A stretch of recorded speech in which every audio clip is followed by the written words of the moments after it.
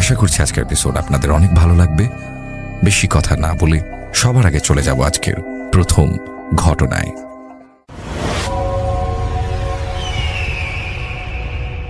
আসসালামু আলাইকুম, সকলকে স্বাগত জানাচ্ছি। আমি আফনান।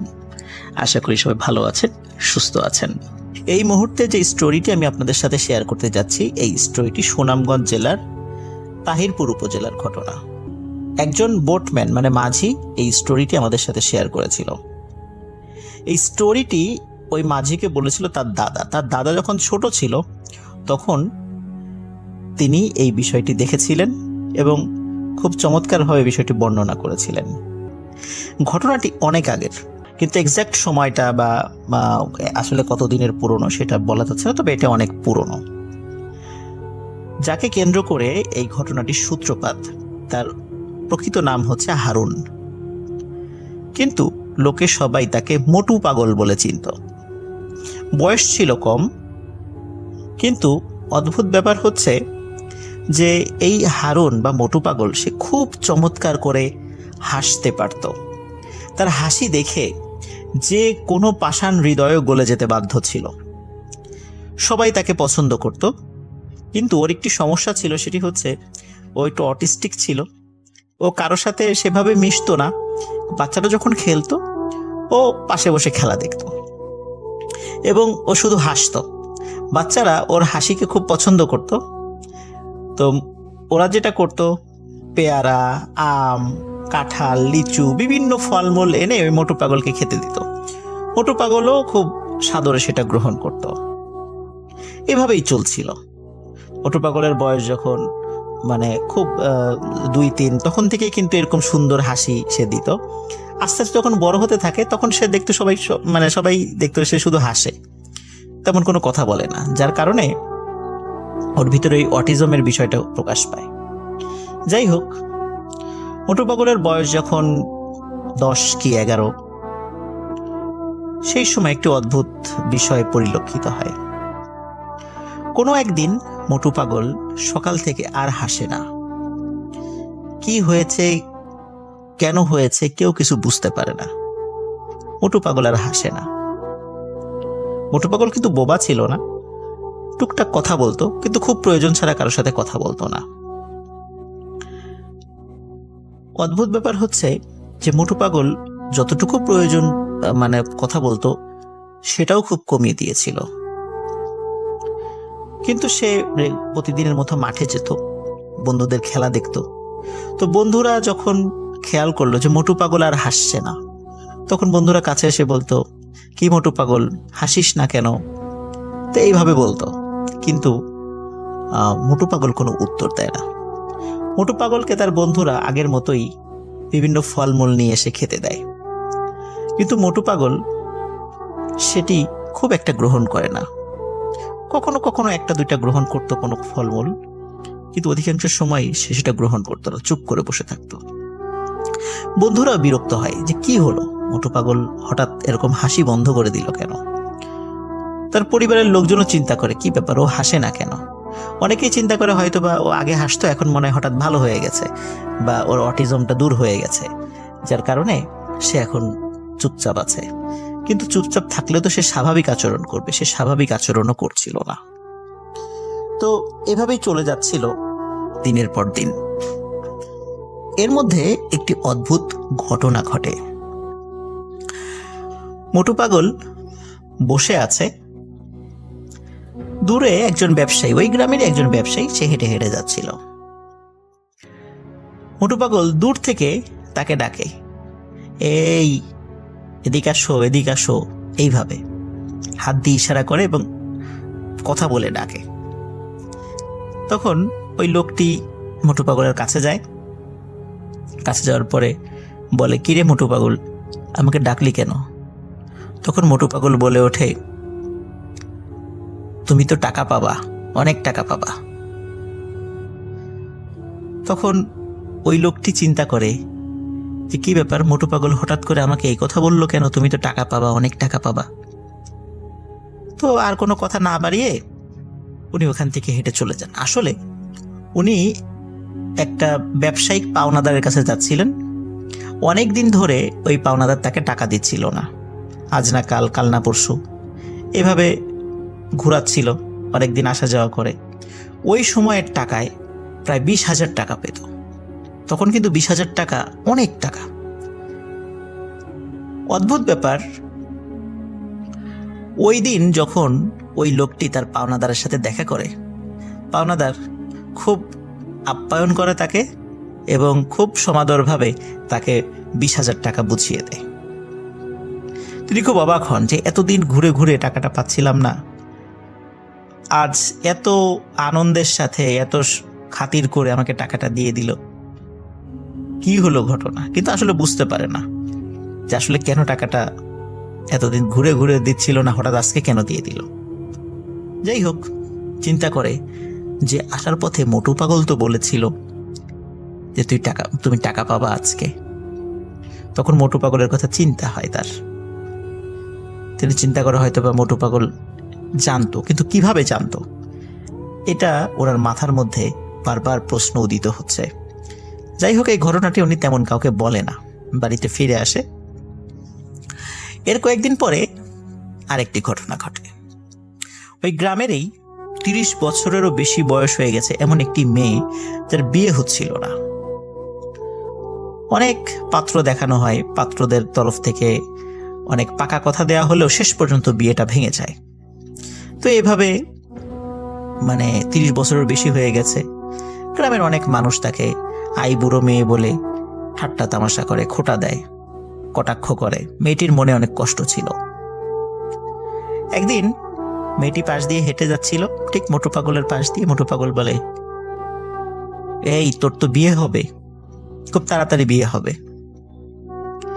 তখন মেয়েটি বলে, আরে মোটু পাগল, 30 বছরের উপরে বয়স হয়ে গেল, কত শত শতবার পাত্রদের সামনে বসতে হলো, বিয়ে হলো না, কত পাকা কথা হয়ে গেল, বিয়ে হলো না, আজ তুই বলছিস আমার বিয়ে হবে, এই তামাশা তুই আমার সাথে করতে পারলি? এই বলে সে চলে যায়।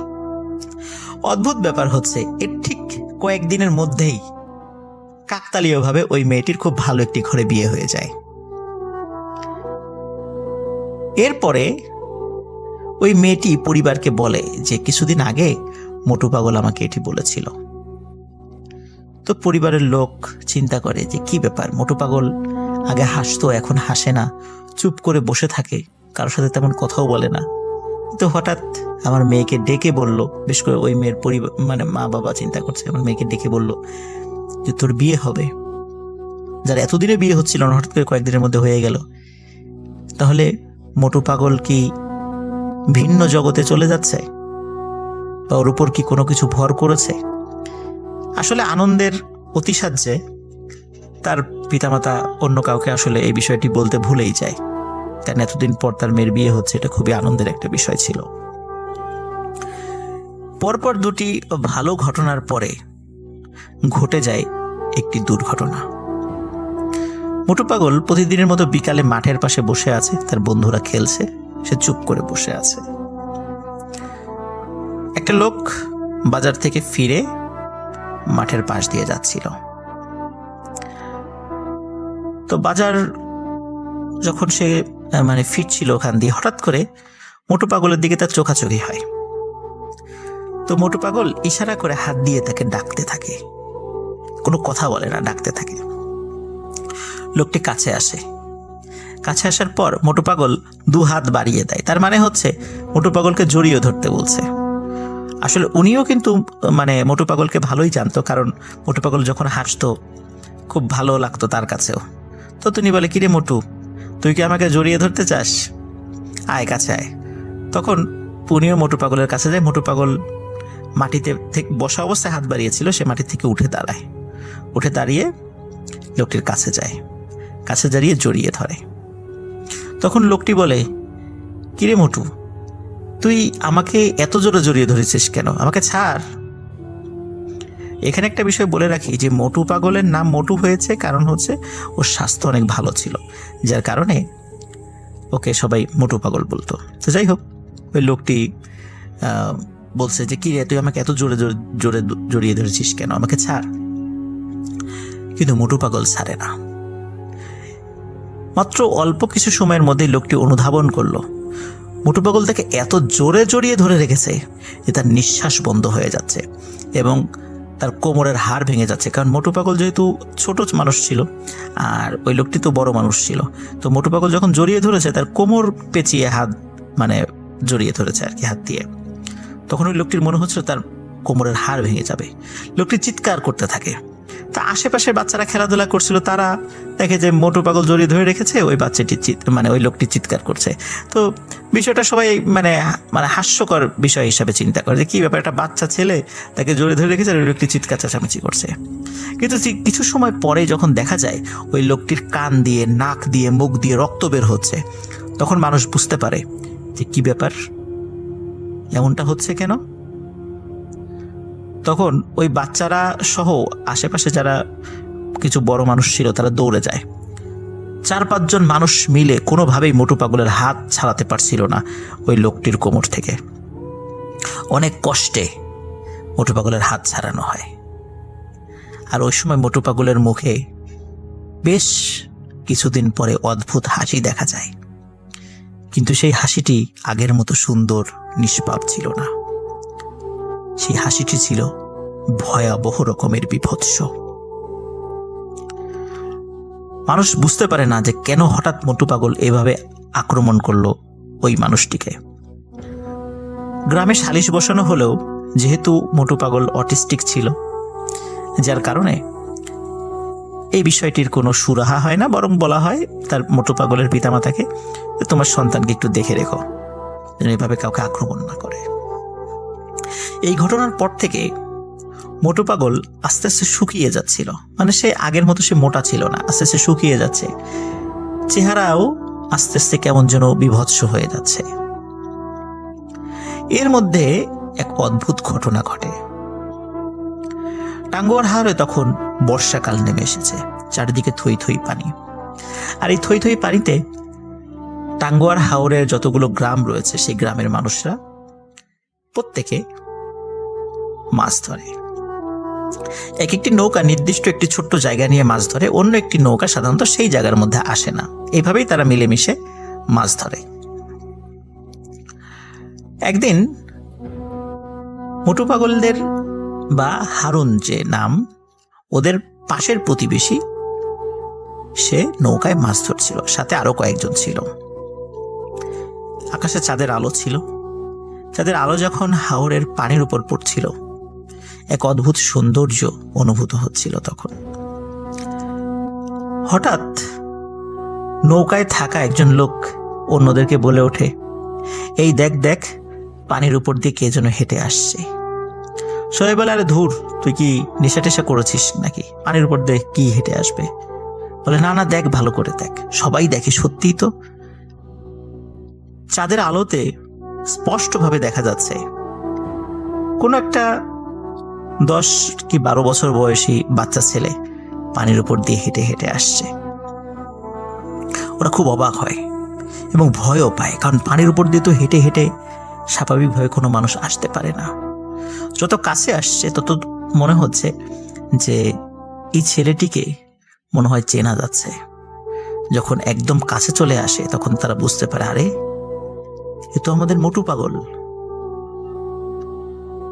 মোটু পাগল নৌকার কাছে এসে বিভৎস শব্দ করে এবং ভয়ানকভাবে হেসে দেয়। যেই সুন্দর হাসি দেখার জন্য সবাই পাগল থাকতো, সেই হাসির শব্দ শোনার সাথে সাথে নৌকার সবার পিলে চমকে যায়। মোটু পাগল বলে ওঠে, কিরে, কতগুলো মাছ পেলি তোরা? দে, এগুলো আমাকে দিয়ে দে। এই কথা বলার সাথে সাথে মোটু পাগল 2 হাত দিয়ে নৌকাটি চেপে ধরে এবং চেপে ধরে নৌকাটি পানি থেকে উঁচু করে একদম সোজা করে ফেলে। সোজা করে পানির মধ্যে নামিয়ে দেয়, ডুবিয়ে দেয়। নৌকাতে যারা ছিল তবে লাফ দিয়ে সবাই পাশে পড়ে যায়। তখন সবাই দেখে যে নৌকাটি ডুবিয়ে দিয়ে আবার মোটু পাগল হেঁটে হেঁটে চলে যাচ্ছে। 3-4 জন যারা নৌকায় ছিল তারা চিৎকার চেঁচামেচি করে। তাদের চিৎকারের শব্দে কিছুটা দূরে থাকা নৌকা তারা তাড়াতাড়ি চলে আসে, তাদেরকে উদ্ধার করে। বলে কি হয়েছে, বলে যে মোটু পাগল নৌকা ডুবিয়ে দিয়ে গেছে।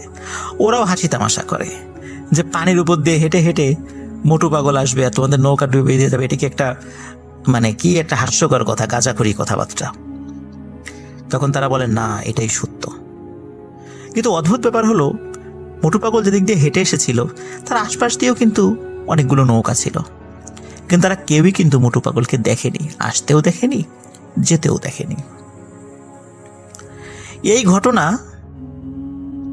যখন ঘটে তার পরের দিন সকালবেলা ওই মানুষগুলোর মোটু পাগলের বাড়িতে যায়, তার পিতামাতাকে বলে মোটু পাগল এই ঘটনা ঘটিয়েছে। কিন্তু মোটু পাগলের বাবা বলে যে আমার সন্তানকে তো আমরা ঘরের মধ্যেই রেখেছিলাম, ও তো বাইরে বের হয় নাই রাতের বেলা, তোমরা ভুল করেছো, অথবা আমার ছেলের বিরুদ্ধে তোমরা অপবাদ দিচ্ছ। যাই হোক, তারা তখন মোটু পাগলের বাড়ি থেকে চলে আসে। এরও 2-3 দিন পর আরেকটি ঘটনা ঘটে, প্রায় সেম ঘটনা। একটি নৌকায় থাকা কয়েকজন লোক দেখছে যে পানির উপর দিয়ে কেউ হেঁটে আসছে, চাঁদের আলোতে স্পষ্টভাবে দেখা যাচ্ছিল। এই হেঁটে আসতে আসতে যখন কাছে চলে আসে তখন সবাই বুঝতে পারে যে হেঁটে আসা এই ছেলেটি আর কেউ নয়, এটি মোটু পাগল, বা যার নাম হারুন। সে এসে কোনো ধরনের কথাবার্তা না বলেই 2 হাতে নৌকাটিকে মাথার উপরে তুলে নেয় এবং মাথার উপরে তুলে নিয়ে নৌকাটিকে চতুর্দিকে ঘোরাতে থাকে। উপরে বসে থাকা মানুষজন ছিটকে নিচে পড়ে যায়, মাছ টাছ যা ধরা হয়েছিল সেগুলো ছিটকে পড়ে যায়, আর ওই মোটু পাগল বীভৎস শব্দে হাসতে থাকে। এবং ওই নৌকা যখন হাত দিয়ে ঘোরাচ্ছিল একটা সময় নৌকাটিকে দূরে ছুঁড়ে ফেলে দেয়, তারপর আবার হাঁটতে হাঁটতে চলে যায়। ওদের চিৎকারে অন্য নৌকাগুলো কাছে চলে আসে, তাদেরকে উদ্ধার করে, কিন্তু ওরাও পানির উপর দিয়ে হেঁটে আসা কাউকে দেখেনি, আসতেও দেখেনি, যেতেও দেখেনি। একই ঘটনা আর একবার ঘটে, 3-3 বার ঘটনা ঘটে। তখন গ্রামে আবারও সালিশ বসে। সালিশ বসার পর যখন এই বিষয়টি বলা হয় তখন আসলে এটির বিচার কি, কারণ এর তো প্রমাণ নাই, কেউ দেখেনি, শুধু নৌকা যারা ছিল তারাই দেখেছে। মোটু পাগলের পিতামাতা বিষয়টি অস্বীকার করে, কিন্তু তারাও কিছুটা অস্বাভাবিকতা বুঝতে পারছিল মোটু পাগলের আচার আচরণে, কিন্তু তারা কাউকে সেগুলো বলেনি। টাঙ্গুয়ার হাওরের যে রূপনগর যে জায়গাটি আছে ওই দিক দিয়ে ময়মনসিংহ জায়গাটা, বা ময়মনসিংহ বর্তমান যে ময়মনসিংহ জেলাটা, এটি অনেক কাছে হয়। তখন তার পিতামাতা ময়মনসিংহে নিয়ে যায়।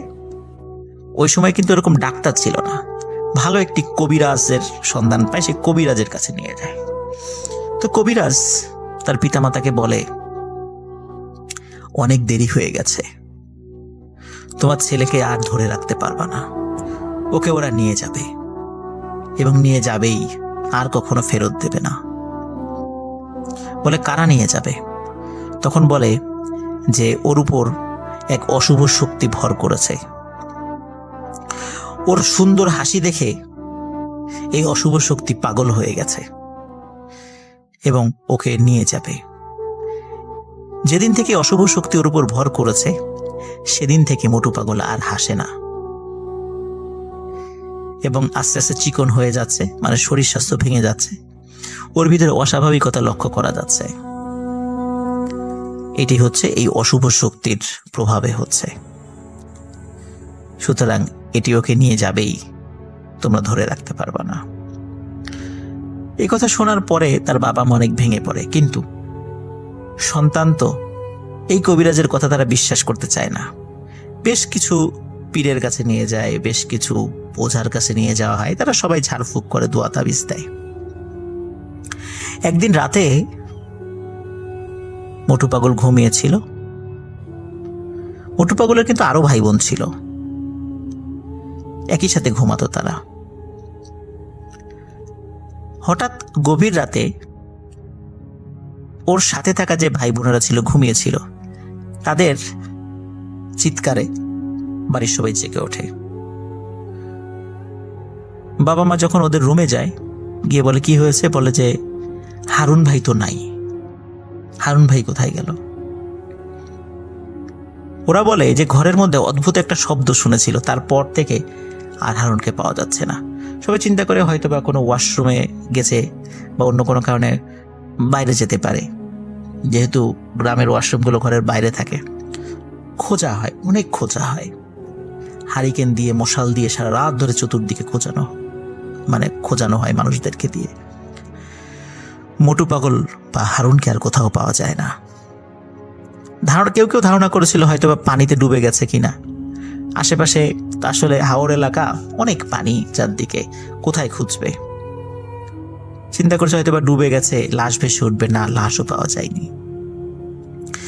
মোটু পাগলের আর কোনো সন্ধান মেলেনি।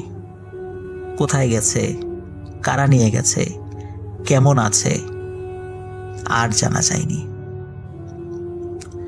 আমাকে সেই বোটম্যান বলেছে যে মুক্তিযুদ্ধের আগে ওই পরিবার সুনামগঞ্জের শাল্লা উপজেলার দিকে চলে আসে এবং তারপর থেকে তাদের কোনো খোঁজ খবর আর কেউ জানে না। আছে হয়তোবা তারা শাল্লাতে আছে, খোঁজ নিলে পাওয়া যেতেও পারে। সবাইকে পাওয়া গেলেও ওই মোটু পাগল আর হারুনকে আর পাওয়া যাবে না, কারণ তাকে কেউ নিয়ে গেছে। কোথায় নিয়ে গেছে, মোটু পাগল কেমন আছে, আমরা জানি না, হয়তোবা জানতেও পারবো না কোনোদিন। এটি ছিল ঘটনা।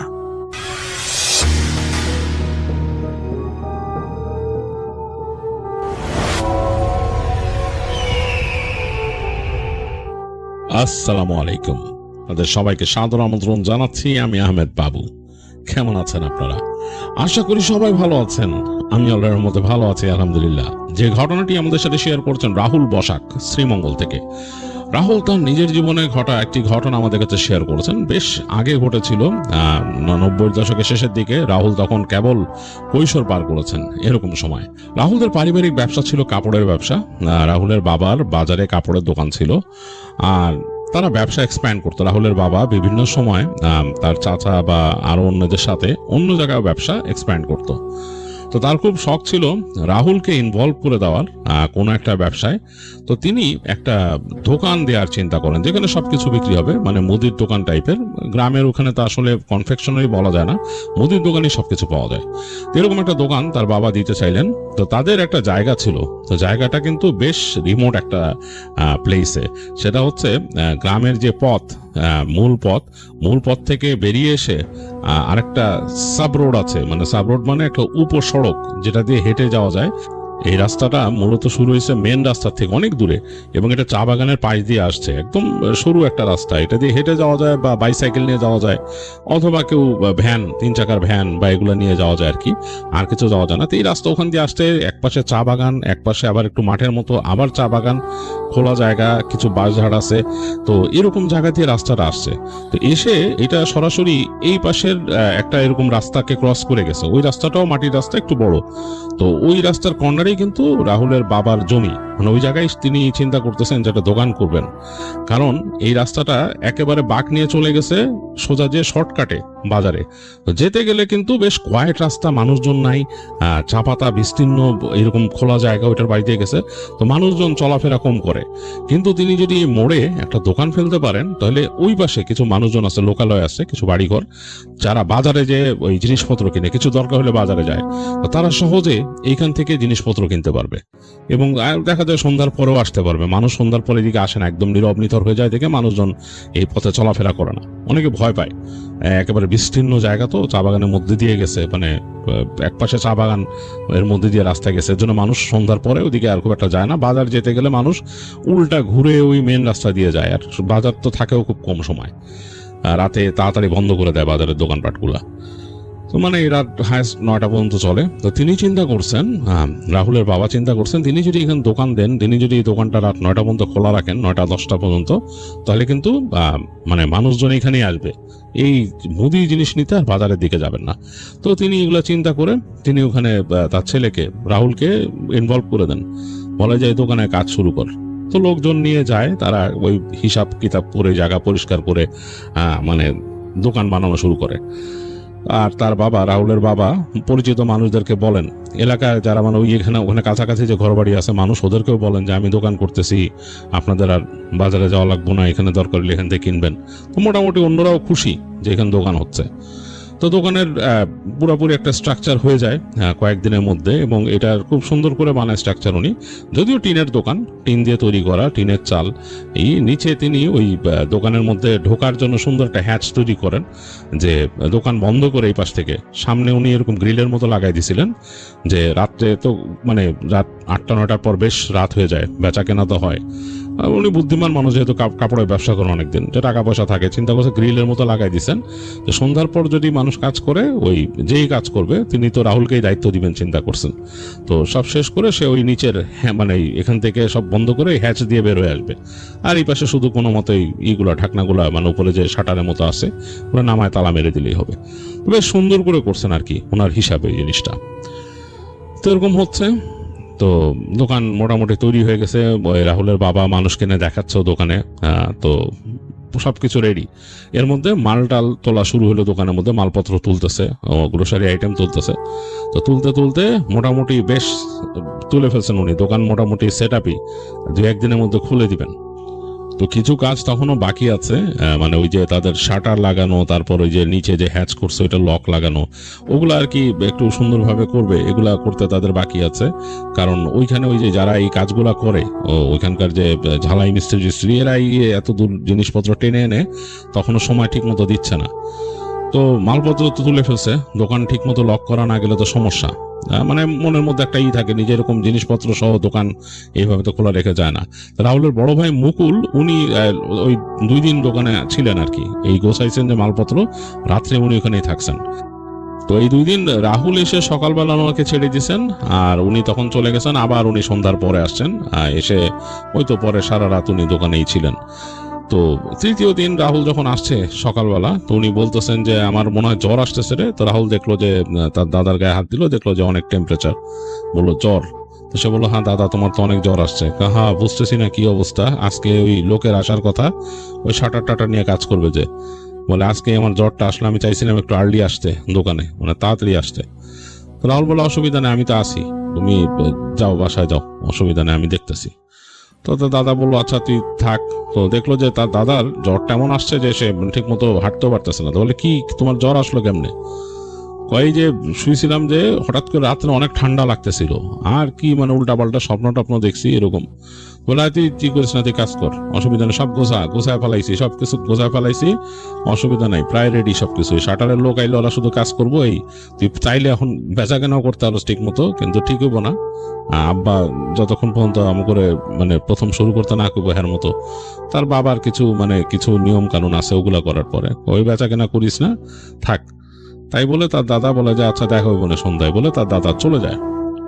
তো রাহুল সারাদিন থাকে তার মতো গোছায় টোছায়, সে সুন্দর করে মানে তার ভেতরে মানে খুব সুন্দর শেলফিং সেন্স ছিল, সব সুন্দর করে গোছায় টোছায় মোটামুটি সে রেডি করে ফেলছে। দুপুরের পরে ওই লোক আসে যে শাটার নিয়ে কাজ করবে, সে এসে ঠুং ঠাং কাজ শুরু করে, এটা ওইটা লাগাচ্ছে, এই করতেছে, মাপ নিতেছে। নিচে যে তাদের ওই একটা হ্যাচের মতো করছে, ওইটার দরজা কিভাবে লাগাবে, মেটাল শিট টিট আনছে। যাই হোক, রাহুল ওই লোকের সাথে কাজ দেখতেছে ঠোংটাং। এর মধ্যে তার বন্ধু আসলো, রাহুলের বন্ধু আলম, সে জানতো যে রাহুল এখানে আছে। আলমের সাথে অনেক গল্প গুজব করলো। তো আলমের সাথে গল্প করতেছে, এই সময় তাদের বাসার থেকে ছেলেটা আসছে, অলরেডি পড়ন্ত বিকেল। তখন এসে খবর দিতেছে যে আজকে দাদা আসতে পারবে না, মুকুল দাদা, উনি জ্বর আসছে, অনেক শরীর খারাপ, আপনারা কইছে যে আপনার এই দোকানে থাকতে হইব রাত্রে।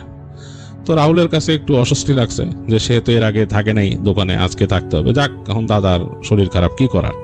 সে বলে আচ্ছা যা, আমি আপনারা খাবার দিয়ে যাবো, ওই বাসার ছেলে বলে রাত্রেবেলা খাওয়ান দিয়ে যাবো না। আচ্ছা ঠিক আছে, খাওয়ান দিয়ে যাইস, এই 2 জনে খাওয়ান আনবি, আমার লগে আলম থাকবো। তো আলম বলে যে আমি থাকুম তোর লগে। হ্যাঁ তুইও থাকবি, আমি একা একা পারুম না এরম থাকতে। তো আলম বলে আচ্ছা ঠিক আছে। তো ওই ছেলেরা সে বলে দেয় যে এবং তার স্পেশাল, মানে রাহুল একটু আদরের ছিল বাসায়, স্পেশাল তার প্রিয় খাবার হিসেবে বলছে যে মারে খুবই ইলিশ মাছ দিতে, ইলিশ মাছ রান্না করে দিতে, আমি খামো, আলম খাইবো, এরকম করে বলে আর কি। তো ওই ছেলেটা চলে যায়। তো সে আলমের সাথে কিছুক্ষণ গল্প গুজব করে করে বলে তুই বাড়ির জায়গা, কারণ রাইতে থাকলে তো জাগন পড়বো বেটা, আমরা এখানে আড্ডা দিব, হাঁটবো, ওই যে রাস্তা যে সামনে যাবো। এগুলো বলে আলমও বেশ খুশি, কারণ 2 বন্ধু বেশ আড্ডা দিবে রাত্রেবেলা। আলম বলে ঠিক আছে, আমি রাত্রে আইতেছি। তো কয়টায় আবি? এই 10টার দিকে পড়ুম। তাই বলে আলম বিদায় নিল। রাহুল একা একা বসে এইটা ওইটা করতেছে, তার এখন বোরিং লাগতেছে, কারণ সে আর ওই মিস্ত্রি মানে একদম মিস্ত্রিটা একদম একঘেয়ে ভাবে কাজ করে যাচ্ছে। সে বুঝতেছে যে কাজ শেষ হবে না। সে জিজ্ঞেস করলো মিস্ত্রিরে, আজকে শেষ করতে পারবেন? মানে শেষ করলে রাহুলের মুক্তি, কারণ তালা তুলা দিয়ে এখান থেকে যেতে পারবে। মিস্ত্রি বলে না আজকে তো হইব না, আপনার এই শাটার লাগাইতে পারুন না আজকে, এই পাশে লাগাইছি একটাই দেখেন, নামায় দেখাইলো আর কি, ওইটা এই অবস্থা। আর আপনার এই জায়গার এই যে একটা ক্লাম লাগাইতে হইব, এটার লেগে আপনার ঢালাই মিস্ত্রি এনে সিমেন্ট দিয়ে করতে হবে, এরকম বুঝাইলো আর কি। বললো আচ্ছা কবে হইব, কাজে কালকে মোটামুটি করে দেওয়া যাবে, কালকে যদি সিমেন্টের মিস্ত্রি আনতে পারেন এটা হয়ে যাবে। এই বলে ওই লোকটা দেখা গেছে সন্ধ্যার সময় বিদায় নিল।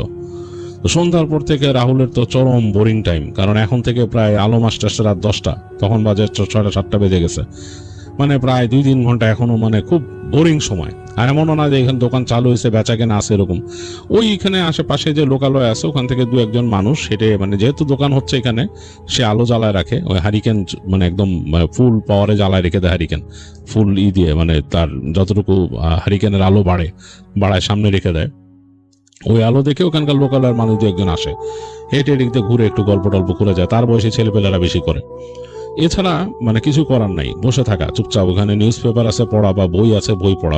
ওই সময় আর তো ওরকম কোনো ছিল না যে মোবাইল ফোন দিয়ে মানুষ ব্রাউজ করবে, এরকমও তো ছিল না।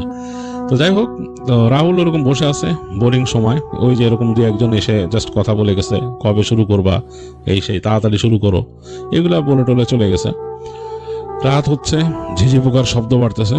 রাহুল এক সময় দেখলো যে আর বসে থেকে কি করার, তখন আলমের দেখা নাই, দেখতেছে যে ওই দূরে তাদের ওইখানে ওই রাস্তার ওই পারে চা বাগানের ওদিক থেকে একদম কুয়াশায় ছেয়ে গেছে, পুরা পাতাগুলোর ওদিক দিয়ে কুয়াশা ভাসতেছে, এরকম চাঁদ উঠছে আকাশে মেঘের আড়াল থেকে, কেমন জানি লাগতেছে জায়গাটা। তো এগুলা রাহুল আগেও দেখছে, কিন্তু আজকে একটু অন্যরকম লাগতেছে, একা কেউ নাই, ঝিঝি পোকা ডাকতেছে।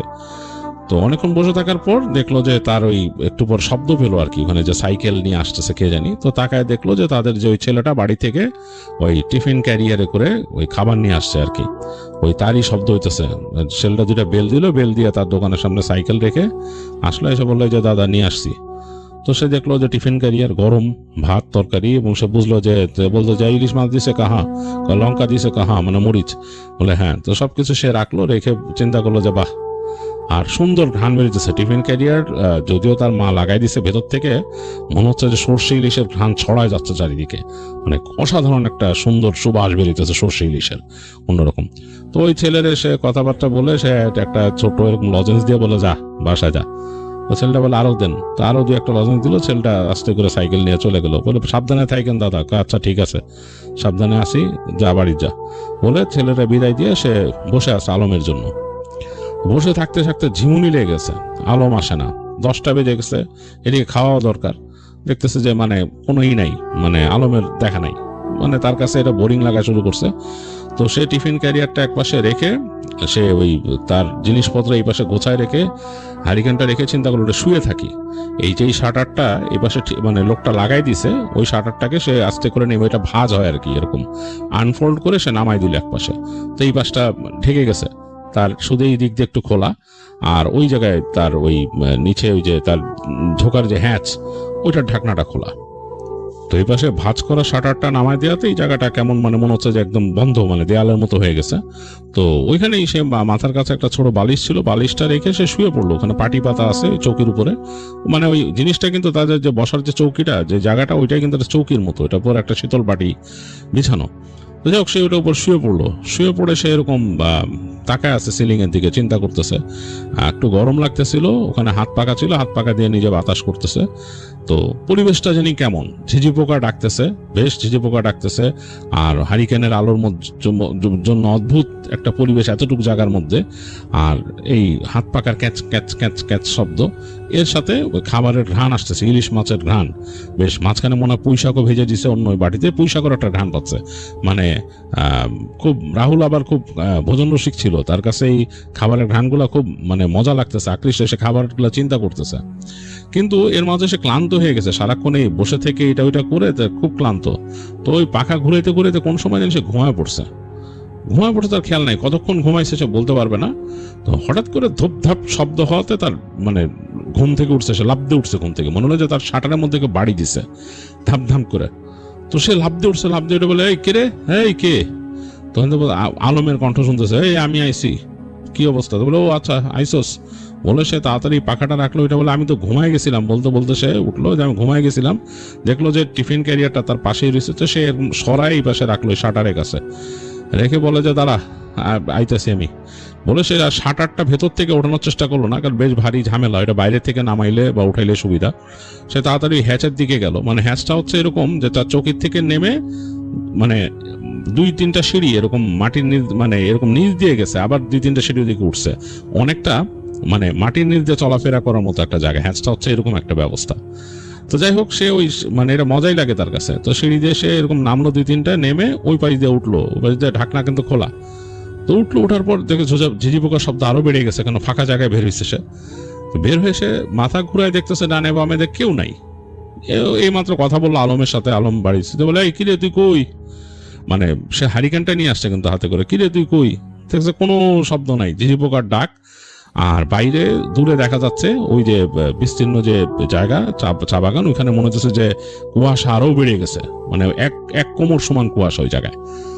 তো সে উঠে বেরোলো। এতক্ষণ কিন্তু তার লাগতেছিল হচ্ছে গরম, এখন বেশ ঠান্ডা ঠান্ডা লাগতেছে, মানে এই যে ঘুম থেকে ওঠার পর বেশ ঠান্ডা ঠান্ডা লাগতেছে। তো অবাক হয়ে গেল, আরে আলমের ডাক শুনলে কই গেল। বলে এই তুই কই গেলি, মানে তুই কি মানে কি জল বিয়োগ করতে বসছিস কোথাও, আমার এরকম বলতেছে আর কি। সে হেঁটে গেল ওই শাটারের কাছে, যেখানে শাটারে বাড়ি দিয়েছিল আলম। ওই দোকানের এই পাশ থেকে তো খোলা, একটা গাছ আছে, গাছের পাশ থেকে পেছনে অন্ধকার। তো সে ওদিকে দাঁড়ালে, এই আলম তুই কই। তো এগুলো বলতে বলতে সে আবার ওই এই পাশে যে তার যে একটা শাটার নামাইছিল, ওই 2 ভাঁজ করে খুলে ফেললো, খুলে উপর দিকে উঠাই দিল। উঠাই দিয়ে সে হারিকেন নিয়ে একটু সামনে গেছে ওই গাছের ওই পাশে দেখতে যে আলমকে ওদিকে এসে মনে করছে হয়তো যে আলম বাড়ি টাড়ি দিয়ে সে হয়তো জল বিয়োগ করতে বসছে এখানে। তো হারিকেন বাড়ায় ধরে সামনে দেখতেছে, গাছগাছালির মধ্যে কিচ্ছু দেখা যাচ্ছে না। হারিকেনের আলো সামান্য একটু গেছে এবং খুব লাউডলি ঝিঝি পোকার ডাক আসছে, ঝি ঝি ঝি ঝি কানে লাগতেছে। কোনো সাড়া শব্দ নাই। সে অনেকবার ডাকলো আলম আলম বলে, কোনো সাড়া শব্দ নেই। চিন্তা করলো কি হলো, কই গেল, আজব তো, এরকম তো হওয়ার কথা না, এরকম করেও না আলম, ডাক দিয়ে সরে যাবে। চিন্তা করলো যে আমি কি আসলেই আলমের ডাক শুনছিলাম, আমরা ঘুমের মধ্যে স্বপ্ন দেখছি এটা। আর এখন তো নিশ্চয়ই অনেক বাজে, হাতে তো ঘড়ি লাগানো নাই, তার ওই ঘড়িটা খুলে রাখছে দোকানে। তো এইসব ভাবতে ভাবতে সে হেঁটে চলে আসলো শাটারের কাছে, খোলা শাটারের কাছে। তো সে দাঁড়ায় হারিকেনটা রাখছে ওই পাশে চৌকির উপর রেখে, তাকায় কি রে, তার ওই যে টিফিন ক্যারিয়ারটা রেখে গেছিল যে ওই পাশে, সে টিফিন ক্যারিয়ারটা নাই। টিফিন ক্যারিয়ার নাই, কিন্তু মানে তার যে খাবারের গন্ধ ছিল সেটা মৌ মৌ করতেছে, মনে হচ্ছে যে খাবার কেউ খুলে ওখানে খুলছে। চিন্তা করলো কিরে, আলম এসে ঢুকছে নাকি, টিফিন ক্যারিয়ার কেন নিবে, আর ও টিফিন ক্যারিয়ার নিয়ে শব্দ করবে না, এগুলা কেমন দুষ্টুমি, এটা তো করতো না কখনো, তার বন্ধু এরকম না। তো সে মানে একটু অবাক হয়ে দিক ওদিক তাকাইতে যে পিছন দিকে তাকায় দেখলো যে তার যে হ্যাচটা যেখান থেকে সে বেরোচ্ছে, হ্যাচের পাশে টিফিন ক্যারিয়ারটা রাখা এবং বাটিগুলো সব খোলা। মানে এরকম মানে 3টা বাটি ছিল এরকম, তো বাটিগুলা এলোমেলো ভাবে রাখা। সে অবাক হয়ে গেল, কিরে এই টিফিন ক্যারিয়ার খুলে বাটি এইভাবে রাখছে কে। তো সে তাড়াতাড়ি আবার হারিকেন নিয়ে কাছে আসে, এসে দেখতেছে যে টিফিন ক্যারিয়ার মধ্যে কিছু নাই, খালি, শুধু বাটিগুলা পড়ে আছে। মানে মানে মানে এরকম খোলায় রাখা, মানে কেউ নিয়ে গেছে খাবার বের করে ওখানে বাটিগুলা রেখে দিছে। তো এইটা দেখে তো আসলে রাহুলের মানে পুরা মাথা খারাপ, যে ঘটনাটা কি, মানে এইটা কি হলো। তো রাহুল তখন চিন্তা করতেছে যে এটা কি গ্রামের কিছু ছেলেপেলে আছে যারা ডান পিঠে, ওরা করছে নাকি কাজটা, তার সাথে কি এটা কি দুষ্টমি করতেছে, তারা বুঝতে পারছে যে এখানে আছে, অথবা তার আশপাশ দিয়ে যাওয়া আসা করছে, দেখছে যে ভিতরে মানুষ আছে, হয়তো উকিঝুঁকিও মারছে কোনোভাবে, দেখছে টিফিন ক্যারিয়ার, তো চিন্তা করছে যে দুষ্টমি করে খাওয়াটা নিয়ে যাই। তারা অনেকে এরকম দুষ্টমি করে গ্রামে। তো রাহুল এটা চিন্তা করে তার খুব রাগ উঠলো। তো সে চিৎকার করে বলল যে এই তোরা কে ফাইজলামি করোস আমার সাথে, যদি ধরা পড়োস এই যে লাঠি আছে, লাঠিতে পিটে একদম হাড্ডি সব ঘুড়া করে ফেলামু। তো এইটা রাহুল জাস্ট বলছে, বলার সাথে সাথে দেখে যে অনেকগুলো ঢিল উড়ে এসে তার দোকানের মধ্যে পড়লো ঠাড়াস করে, এবং মনে হচ্ছে যে অনেক মাটির ঢেলার মতো। তো পড়তেছে যে দোকানের যে ওই উপরের চাল, তারপর পাশের যে টিনের শেড দেওয়া, ওগুলো সবগুলোর মধ্যে লেগে ভেঙে গুঁড়া হয়ে যাচ্ছে এরকম মাটির ঠেলা, এবং শক্ত শক্ত মাটির ঠেলা, এবং এত জোরে আসা শুরু করছে। অবাক হয়ে গেল রাহুল, অবাক হচ্ছে যে নিজের গায়ে লাগে না একটাও। তো সে তাড়াতাড়ি মানে ভয় পেয়ে গেছে, এত বেশি ঠেলা উড়ে আসতেছে।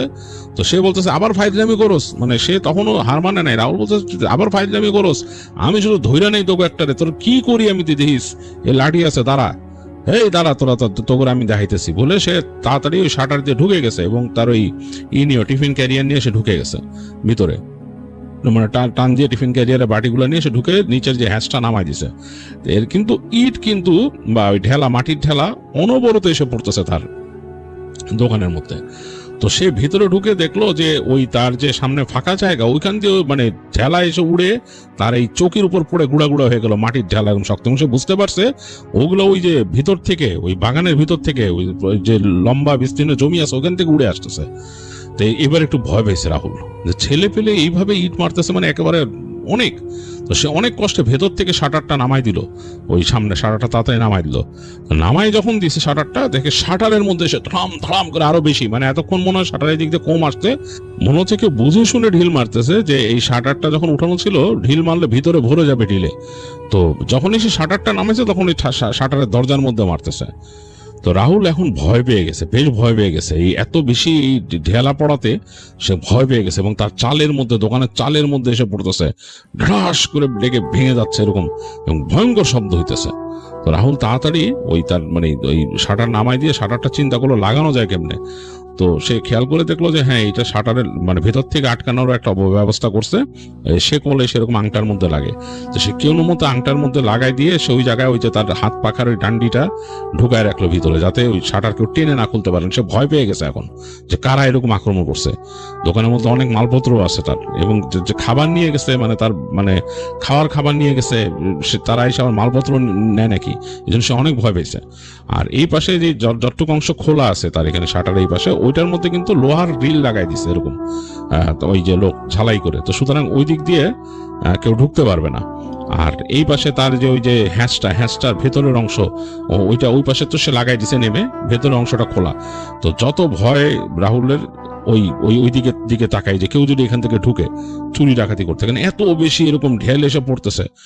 তো এক সময় রাহুলের মনে হইল এত ঢেল বৃষ্টিতে যে মানুষের পক্ষে এইভাবে ঢিল মারা সম্ভব না, এত ঢিল। এবং ডান পিঠে ছেলেপেলেরা এইভাবে মারবে না। চোর ডাকাত হলে, যে ডাকাত হয় তাহলে একদম আক্রমণই করবে, সে সবকিছু নিয়ে যাবে, এইরকম তো করবে না। আর তাদের এলাকায় এরকম ডাকাতির রেকর্ড নাই যে তাদের এরকম দোকানপাট ডাকাতি করে নিছে, কেরকম চুরি হয়েছে, বাট ডাকাতির এরকম রেকর্ড নাই। আর এত ঢিল কে মারবে? এবং হঠাৎ করে সে এটা বলার পরে ঢিল মারছে, মানে তার কাছে একটু মিলতেছে না। আবার আলমের কণ্ঠ শুনছিল, আলম কই গেল? এগুলো চিন্তা করে সে ভয় পাচ্ছে অতি প্রাকৃত কোনো কিছু কিনা। একটু পরে সে শব্দ পেল তার দোকানের আশেপাশে হাসির শব্দ, মানে কে জানি হাসতেছে, খ্যানখ্যানা কণ্ঠে হাসতেছে, পুরুষ কণ্ঠ। এই খ্যানখ্যানা কিন্তু কেমন জানি, হাসিটা মানে খুব স্বাভাবিক কিছু না, মানে কেমন করে হাসতেছে একায় বেকায়, মানে কণ্ঠটাকে একদম নর্মাল রাখতেছে না। হাসলে মানুষ যেরকম থাকে সেরকমও না, মানে সাধারণ একটা মানুষের হাসির মতো না, মানে গায়ে কাটা দেয়া টাইপের। তো রাহুল ভয় পাইছে, অনেক ভয় পাইছে। হাসতে হাসতে হঠাৎ দেখলো তার ওই যে সামনের যে শাটারটা, ওইটার মধ্যে কিল মারলো মনে হলো, হাত দিয়ে ধাম ধাম করে কিল দিল, দিয়ে ঠিক আলমের কণ্ঠে বলতেছে, এই রাহুল। তারপর আবার কণ্ঠটা চেঞ্জ হয়ে গেল, কেমন যেন নাকি কণ্ঠে বলছে, এই রাহুল দরজা খোল, দরজা খোল, এরকম বলতেছে। তো রাহুল ভয় পাইছে, সে বুঝতে পারছে যে এটা আসলে স্বাভাবিক কিছু না, অতিপ্রাকৃত কোনো কিছুই। রাহুল একদম মানে সেটাই গেছে, সেই যে পাশে তার বেড়াটা এবং একটা খুঁটি ছিল, খুঁটির সাথে সে সেটাই গেছে, তার সাথে যে বালিশটা ছিল বালিশটা নিছে, এবং টান দিয়ে তার ভাইয়ের কাঁথা ছিল কাঁথাটাও নিছে, সারা গায়ে পেঁচায়। ভেতরটা কিন্তু মানে তার হারিকেনের আলোতে যতটুকু আলো এতটুকু, এবং এর মধ্যে সে এরকম শব্দ শুনতেছে। এখন আর কেউ ডাকতেছে না, কিন্তু ওই যে হাসির শব্দ আর মাঝে মাঝে ঢেল পড়তেছে এরকম।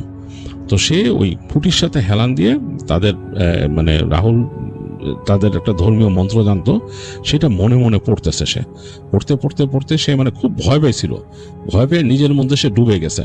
ডুবে যে সে চোখ বন্ধ করে এরকম পড়তেছে। কোন সময় সে ঘুমায় গেছে সে বলতে পারে না, হয়তো ক্লান্তিতে অথবা ভয়ে সে ঘুমায় গেছিল। তো তার আর কিছু খেয়াল নাই। তার ঘুম ভাঙছে সকালবেলা। তো সকালবেলা তার ঘুম ভাঙছে তার দাদার কণ্ঠে, মানে সে হঠাৎ করে ঘুমের অতলে তলায় ছিল। তো সে মূলত দূর থেকে তার দাদা ডাকতেছে, তো লাফ দিয়ে উঠে তাকায়, দেখে যে তার দাদা তার সামনে দাঁড়ানো এবং তার গায়ে হাত দিয়ে এরকম ডাকতেছে তাকে। সে খুঁটির সাথে এরকম মানে এরকম খুঁটিতে হেলান দিয়ে শুয়েছিল। তো দাদা বলে, কি হয়েছে তোর? তার দাদার চোখ জিজ্ঞাসা দৃষ্টি, কেমন জানি মানে ভয় পাইতেছে। সে বলে, দাদা রাত্রেবেলা ভয় পাইছি। তো দাদা বলে, দোকানের আশেপাশে এত ইট কেন, মানে এত কেন, মাটির ঢেলা কেন? বলে, জানি না। তো দাদাকে সে বললো রাতে কি হয়েছে। তো তার দাদা শুনে মুখ শুকায় গেছে, বলছে যে খারাপ কিছু আসছিল এখানে, তোর এইভাবে বলা ঠিক হয় নাই, যে তুই যে বলছিস যে লাঠি দিয়ে পিটা মহিষী, এজন্য তুই দেখ দোকানে বাইরে আয়। তো বললো, তো রাহুল আসলো দাদার সাথে, এসে দেখে যার দোকানের সামনে ওই যে এখানে তাদের ওই যে হ্যাঁসটা আশেপাশে শুধু মাটির ঢেলা দিয়ে ভরা, একদম মানে দুনিয়ার মাটির ঢেলা, মানে ভেঙে পড়ে আছে ওইখানে আস্তে আস্তে ঢেলা। তাদের ওই যে শাটারের মধ্যে এরকম ঢেলা যে ভাঙছে বাড়ি, সেটার দাগ, মানে তাদের টিনের চালের মধ্যে ঢেলা যে এসে বাড়ি দূর থেকে এসে বাড়ি খেয়ে ভেঙে গুঁড়ো হয়ে পড়ছে সেই দাগ, মানে এবং পুরো মাটিরই। তো তার দাদা বললো যে এইগুলা খারাপ জিনিস, এটাই না। সে তো বললো যে ওই যে খাবার এরকম নিয়ে গেছে। বললো ওই রকমই, তুই একলা, তোর আসলে থাকা উচিত হয় না একলা। আলম তো আসলো না, কেন আসলো না, আলমের ব্যাপারটা কি হলো, যাক তুই তুই বাসায় যা। তার দাদা ওই যে সাইকেল নিয়ে আসছিল, বলে যে সাইকেল নিয়ে বাসায় চলে যা। তো তখনও রাহুল ভয় পাইতেছে, ভয় পাইস না, এখন দিনের বেলা কিচ্ছু হবে না, যা বাসায় যা, আমি আসি বলে তার দাদা তাকে বিদায় দিল। তো রাহুল সাইকেল নিয়ে সে আর বাসায় গেল না, সে তাড়াতাড়ি ওখান থেকে প্যাডেল করে বেরোয় সে আলমের বাসায় গেছে। তো আলমের উপর ভীষণ রাগ তার, যে আলমকে আসতে বলছে, যে আলম কি জন্য আসলো না রাত্রেবেলা। তো সে প্যাডেল করতে করতে করতে একসময় আলমদের বাসায় গেছে। তো সে আলমের বাসার উঠানে ওখানে থেমেই সাইকেল তাতে রেখে দৌড় দিয়ে গেছে আলমের ঘরের দিকে, যেখানে আলম থাকে। তো দেখতেছে যে আলমের আম্মাই বাসে। তো সে তাকে দেখে বললো যে আদাব কাকিমা, আলম কোথায়? তো বললো যে আলম তো ঘরে আছে বাবা, ও রাত্রে তো বাইরে ছিল, দেখলাম খুব মানে অসুস্থ, সকালবেলা দেখলাম খুব অসুস্থ। তো বলে কি হয়েছে? তখন রাহুল অবাক হয়ে গেল যে কি হয়েছে, বলে জানি না। বলে কি হয়েছে, বাইরে গেছিল রাত্রে। তো তাড়াতাড়ি রাহুল গেল আলমের এখানে, যে দেখতেছে যে আলম বিছানায় শুয়ে আছে এবং তার পাশে একটা এরকম বাটিতে রাখা, এবং তাদের ওইখানে যে ছেলে আলমদের বাসায় কাজ করে একটা ছেলে, সে ওই পানি পট্টি দিয়ে রাখছে মাথায়। তা আলম তো রাহুলকে দেখে মানে একদম শুকায় গেছে, মুখ শুকায় গেছে। বলে যে দোস্ত, তো এবার রাহুল বলছে কি হয়েছে তোর? কারে দোস্ত আর কইস না, রাতটা এমন ভয় পাইছি। মানে কারে, আমি রাত্রেবেলা বেরিয়েছি তোর এখানে যাওয়ার জন্য। তো রাতটায় তো সুন্দর, আমাদের এখান থেকে বের হয়ে গেছি, যাচ্ছি রাস্তা দিয়ে। তো ওই যে ওই চিপা রাস্তাটা, ওখান দিয়ে আসতেছিলাম। তো আস্তে আস্তে হঠাৎ করে শুনি যে ওখানে কে জানি শীষ দেয়, ওইখান থেকে আমাদের শীষ দিতেছে কে। তাই আমি ভাবলাম যে আমাদের বন্ধু নাকি। তো ওদের এক ফ্রেন্ড ছিল বকুল, বলে যে মনে করছি যে বকুল ওখান থেকে শীষ দেয় নাকি, আমার হয়তো দেখছে। তো সে নাকি তাকায় বলছে, এই বকুল কিরে তুই কি এখানে আসস? তো তখন নাকি শীষটা আরো চেঞ্জ হয়ে গেছে, মানে মনে হয় দুষ্টমি করে শীষ দিতেছে। তো সে মনে করছে যে বকুলই দুষ্টমি করে তাকে শীষ দিতেছে রাত্রেবেলা দেখে। তো সে সেখানে থেমে দাঁড়ায়, ওই যে হাতে টর্চ লাইট ছিল, লাইট মারছে। তো লাইট মারার পর দেখে যে ওখান থেকে মনে হয় হেঁটে সরে গেল ওই পাশে কে। তো আলম চিন্তা করছে যে আচ্ছা এটা কি বকুল গেল ওদিক থেকে। তো সে আরেকটু টর্চ লাইটে ভালো মতো দেখতেছে, দেখে যে দূর থেকে শীষ দিতেছে। যেমন যে শার্টটা সে দেখছে, শার্টটা মনে হচ্ছে সাদা রঙের শার্ট। তো ওই শীষ শুনে সে মনে করছে যে হয়তো মানে বকুলি। তো তার মাথাও দুষ্টুমি চাপছে, বলে যে আমার সাথে ফাইজলামি করো। চিন্তা করে সে নাকি হেঁটে ওদিক দিয়ে গেছে, ওই যে চিপা একটা এরকম গলি, এই পাশে হচ্ছে এই একটা স্বাস্থ্য কমপ্লেক্স, আর স্বাস্থ্য কমপ্লেক্সের পাশে চিপা একটা গলি এরকম গেছে। তো ওইটার পাইতে সে হেঁটে ওদিকে ঢুকছে। তো ঢুকে যাচ্ছে সামনে, এবং সে দেখতেছে ওই কোণা দিয়ে শীষ আসতেছে। ওই জায়গায় কিছু ঘর ছিল, ওই কমপ্লেক্সেরই এই পাশে কিছু ঘর ছিল, তারা মনে হয় জিনিসপত্র রাখতো ওইখানে। তো ওইখানে ওই কোণা দিয়ে আসতেছে শীষটা। তা আলম ভাবলো যে বকুল মনে ওইখানে বসে আছে, সাথে হয়তো তাদের আরো বন্ধুরা আছে, হয়তো বকুল এখানে আসছিল, মানে তারা যেগুলো চিন্তা করে আর কি, বন্ধুরা চিন্তা করলো যে এখানে মানে আসছিল, এসে আলমকে যেতে দেখছে, এর জন্য দুষ্টমি করতেছে।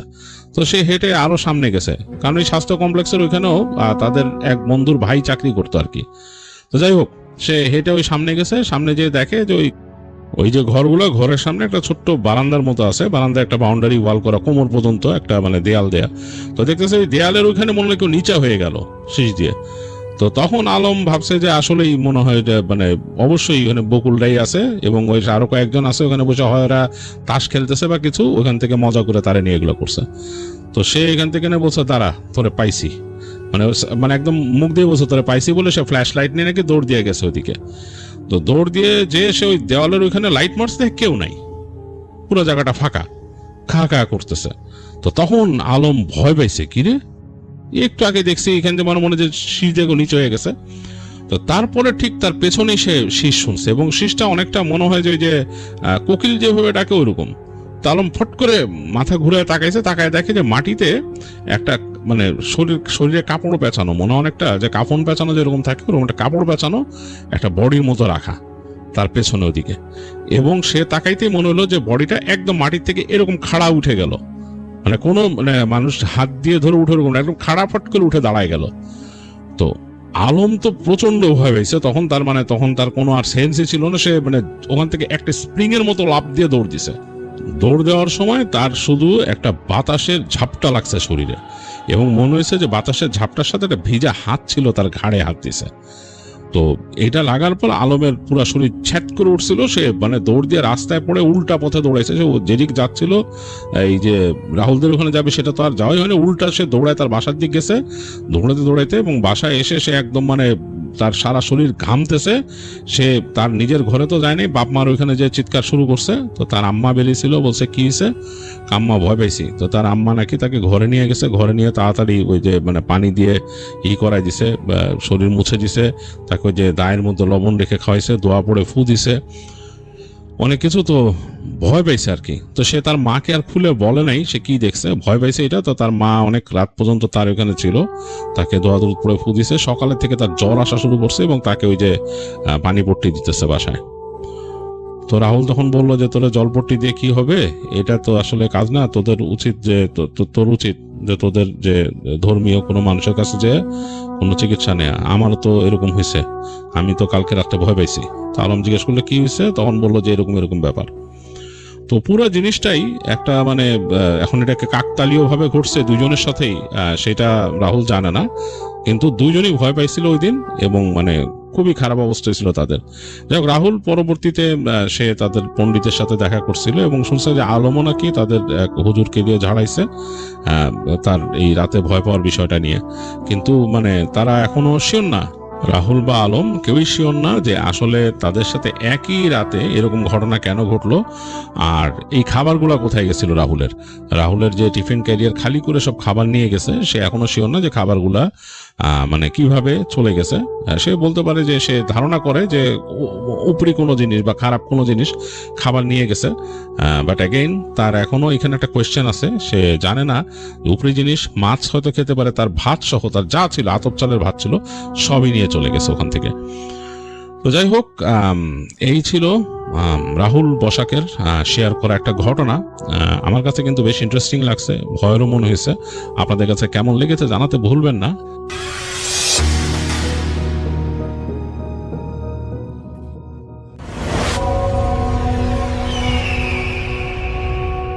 আসসালামু আলাইকুম লিসনার্স, সবাইকে আমন্ত্রণ জানাচ্ছি। আমি ডক্টর আলিফ। আশা করছি আপনারা সবাই ভালো আছেন, সুস্থ আছেন। আমাদেরকে একটি ঘটনা পাঠিয়েছেন কানাডা থেকে, একটি বিদেশের ঘটনা আপনাদের সবার সাথে শেয়ার করতে চাই। উনি আমাদেরকে যেভাবে লিখেছেন সেভাবে বলার চেষ্টা করছি। লিখেছেন, আসসালামু আলাইকুম আলিফ ভাই, আশা করি ভালো আছেন। আমি নাইমুল হুদা, কানাডার টরন্টো শহর থেকে লিখছি। আমি আজকে যে ঘটনাটি শেয়ার করব সেটি আমার ফ্রেন্ড তারেকের সাথে ঘটে যাওয়া একটি বাস্তব ঘটনা। ঘটনাটি ঘটে 2021 সালে এবং সেটি ঘটে হচ্ছে টরন্টো এয়ারপোর্টের একটি নামকরা 5 তারকা হোটেলে। টরন্টো এয়ারপোর্টে যে হোটেল আছে সেখানে একটি 5 স্টার হোটেল আছে, সেখানে ঘটে। তো যিনি ঘটনা পাঠিয়েছেন নাইমুল হুদা ভাই, তার ফ্রেন্ড তারেক ওই হোটেলে হাউসকিপিং এর পজিশনে চাকরি করত। তো তার কাজ ছিল নাইট শিফটে হোটেলের রুম ক্লিন করা, বেড ঠিক করা, ওয়াশরুম পরিষ্কার করা এবং এই ধরনের যাবতীয় কাজই তার মূল কাজ ছিল। তো যারা হাউসকিপিং পজিশনে চাকরি করে তাদেরকে তাদের যে কোঅর্ডিনেটর থাকে সে এক একদিন এক এক ফ্লোরে অথবা ভিন্ন ভিন্ন রুমে অ্যাসাইন করে দেয়। যেমনটা হোটেলে মেসিয়ারদের মধ্যে অনেকে ভাগ করে নেয়, টেবিল নম্বর 1, টেবিল নম্বর 2, ঠিক তেমনিভাবে কিছু কিছু ফ্লোরে কিছু কিছু রুমে যারা হাউসকিপিং আছে তাদেরকে এরকম ডিভাইড করে দেওয়া হয়। তো এমনই এক রাতে তারেকের একটা ফ্লোর সিলেক্ট করা হয় যেটি 9ম তলায় পড়ে। অতএব 9ম তলায় যতগুলো রুম রয়েছে সব রুম তারেকের ক্লিন করতে হবে। কানাডার নিয়ম অনুযায়ী রুম নাম্বার তার ফ্লোর অনুযায়ী হয়ে থাকে, যেমনটা 901, 902, মানে ওই ফ্লোরের তালা অনুযায়ী ওই ফ্লোর অনুযায়ী প্রত্যেকটা রুমের আগে 9 থাকবে। তো তারেক 9ম ফ্লোরে যায় সব রুম ক্লিন করার উদ্দেশ্যে। যথাক্রমে সে 901 থেকে 908 নম্বর রুম ক্লিন করে ফেলে। ক্লিন বলতে সেই সব জিনিসপত্রগুলা তার অ্যাসাইনমেন্টে থাকে আর কি। তারপর সে 909 নম্বর রুম খুলে ভেতরে প্রবেশ করে ক্লিন করার জন্য। তখন ছিল রাত 3টা কি তার আশপাশে হবে। ভেতরে প্রবেশ করার পর সে দেখতে পায় রুমের লাইটটা অফ। তো সে লাইট অন করার জন্য তার ফোনের ফ্ল্যাশ লাইট অন করে। রুমের লাইট অন করতে যায়, কিন্তু সেই লাইটগুলো অন হচ্ছিল না, মানে সব কটা লাইটই নষ্ট। তো সেই সময় নষ্ট না, ও আর কি সময় নষ্ট করে না করে ফোনের ফ্ল্যাশ অন করে টিভির সামনে ফোনটি সেট করে কাজ করতে থাকে। টিভির সামনে ওই লাইটটা জ্বালিয়ে ফোনটা রেখে কাজ করতে থাকে। কিন্তু হঠাৎ সে অনুভব করে কেউ যেন তার দিকে তাকিয়ে আছে সোফার মধ্যে থেকে বসা অবস্থায়। তো সে মাথাটা ঘুরিয়ে হাতের ডান পাশে থাকা সোফার দিকে চোখ দেয়। তারপর সে দেখতে পায় বেডের যে সাদা ব্ল্যাঙ্কেটটা ছিল সেটা মূলত সোফার উপরে পড়ে আছে, আর যেটা আবছা ফোনের আলোয় মনে হচ্ছিল কেউ যেন সাদা কাপড় মুড়ি দিয়ে হাঁটু ভাঁজ করে কাত হয়ে সোফায় শুয়ে আছে। তো সে তেমন কিছু না মনে করে আবারও তার মতো বেডশিট চেঞ্জ করতে থাকে। অতঃপর সে খেয়াল করলো রুমের টেম্পারেচার অসম্ভবভাবে কমছে, মানে রুমটি আকস্মিকভাবে ঠান্ডা হয়ে যাচ্ছে। তারপর সে হিটারের মিটার চেক করতে যায়। হিটারের মিটার চেক করতে যেয়ে দেখে টেম্পারেচার 25 ডিগ্রি সেন্টিগ্রেড, মানে রুমটা স্বাভাবিকভাবেই থাকার কথা। কিন্তু ওই মুহূর্তে তার কাছে মনে হচ্ছিল যে টেম্পারেচার সেই সময় 7 অথবা 8-এর কাছাকাছি। কারণ এতদিন যাবৎ সেখানে থাকে, টেম্পারেচার সম্বন্ধে মূলত তার তো ধারণা ছিল। তো সে ভাবলো কাজ শেষ করে তার কোঅর্ডিনেটরকে রিপোর্ট করবে যে রুমটার ইলেকট্রিক্যাল সমস্যা আছে। তারপর সে ওয়াশরুমের ভেতর যাবে ক্লিন করতে। তার ফোন সহ যখনই সে দরজা খুলতেই ভেতর থেকে পচা বোটকা গন্ধ বেরিয়ে আসে। তার মনে হচ্ছিল এক্ষুনি এই দম আটকে সে মরে যাবে। সে ওয়াশরুম ক্লিন না করে বের হয়ে আসে রুমে, আর রুমে এসে দেখে অবাক করা কাণ্ড। সে একটু আগে যে বিছানা গুছিয়ে গেছিল সেটা সম্পূর্ণভাবে এলোমেলো হয়ে আছে, আর টেম্পারেচার যেন ক্রমাগত আরো কমছে। এমত অবস্থায় তার কিছু বুঝে উঠতে পারছিল না। হঠাৎ করে তার নজর যায় সোফায় থাকা সেই সাদা ব্ল্যাঙ্কেটের ওপর। সে শুনতে পায় কেউ যেন ব্ল্যাঙ্কেটের ভেতর থেকে অদ্ভুত আওয়াজ করছে। ব্ল্যাঙ্কেট বলতে কম্বলটার ভেতর থেকে। তার মনে হচ্ছিল গরু জবাই দেওয়ার পর যেমন রক্ত বের হওয়ার সময় যেমন গদগদ শব্দ করে, ঠিক তেমনি ভেতর থেকে দাপাদাপি করছে। অথচ এই ব্ল্যাঙ্কেটটার ভেতরে একটু আগে থেকে তেমন কোনো মুভমেন্ট ছিল না।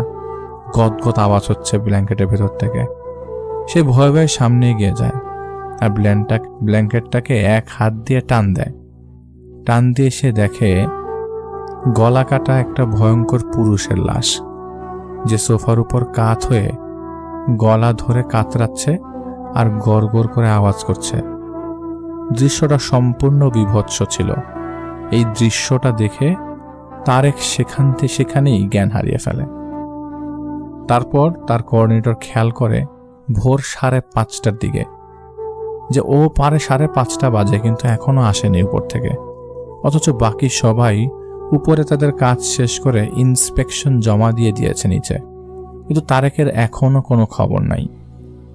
তারপর কোঅর্ডিনেটর 9 তলায় যায় তারেককে চেক করতে, রুমগুলো চেক করতে। উনি চেক করতে থাকে, কারণ সে হয়তো ভাবছিল তারেক হয়তো কোনো রুমে ঘুমিয়ে গেছে, আর এমনটা স্বাভাবিক, নাইট শিফটে এমনটা খুবই কমন।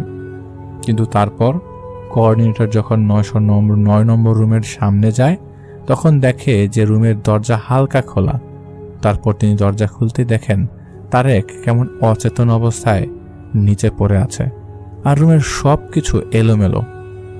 আর এই দৃশ্য দেখে সাথে সাথে হোটেলের অন্যান্য যেসব কর্মচারী আছে সবাইকে কল করে উপরে আসতে বলা হয়, যাতে ইমার্জেন্সি 909 নম্বর রুমে সবাই চলে আসে।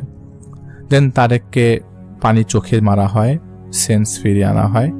সেন্স আসার সাথে সাথে তারেক অনেক বমি করে, এবং সবাই দেখে যে বমি করার সাথে সাথেই ওর শরীরের টেম্পারেচার আস্তে আস্তে বেড়ে যাচ্ছে, দুর্বল হয়ে গেছে ছেলেটা। তারপর তাকে ইমার্জেন্সিতে নিয়ে যাওয়া হয়। তারেক ধীরে ধীরে সুস্থ হয়। সুস্থ হওয়ার পর সে সব ঘটনা বলেন, সবাইকে বলেন যা হয়েছিল তার সাথে ওই রুমে সব কিছু। তারপর কোঅর্ডিনেটর গুরপ্রীত কর নাম তার সিনিয়র সহকারী হরসিমরান সিং যে ছিল তাকে বিষয়টি জানান।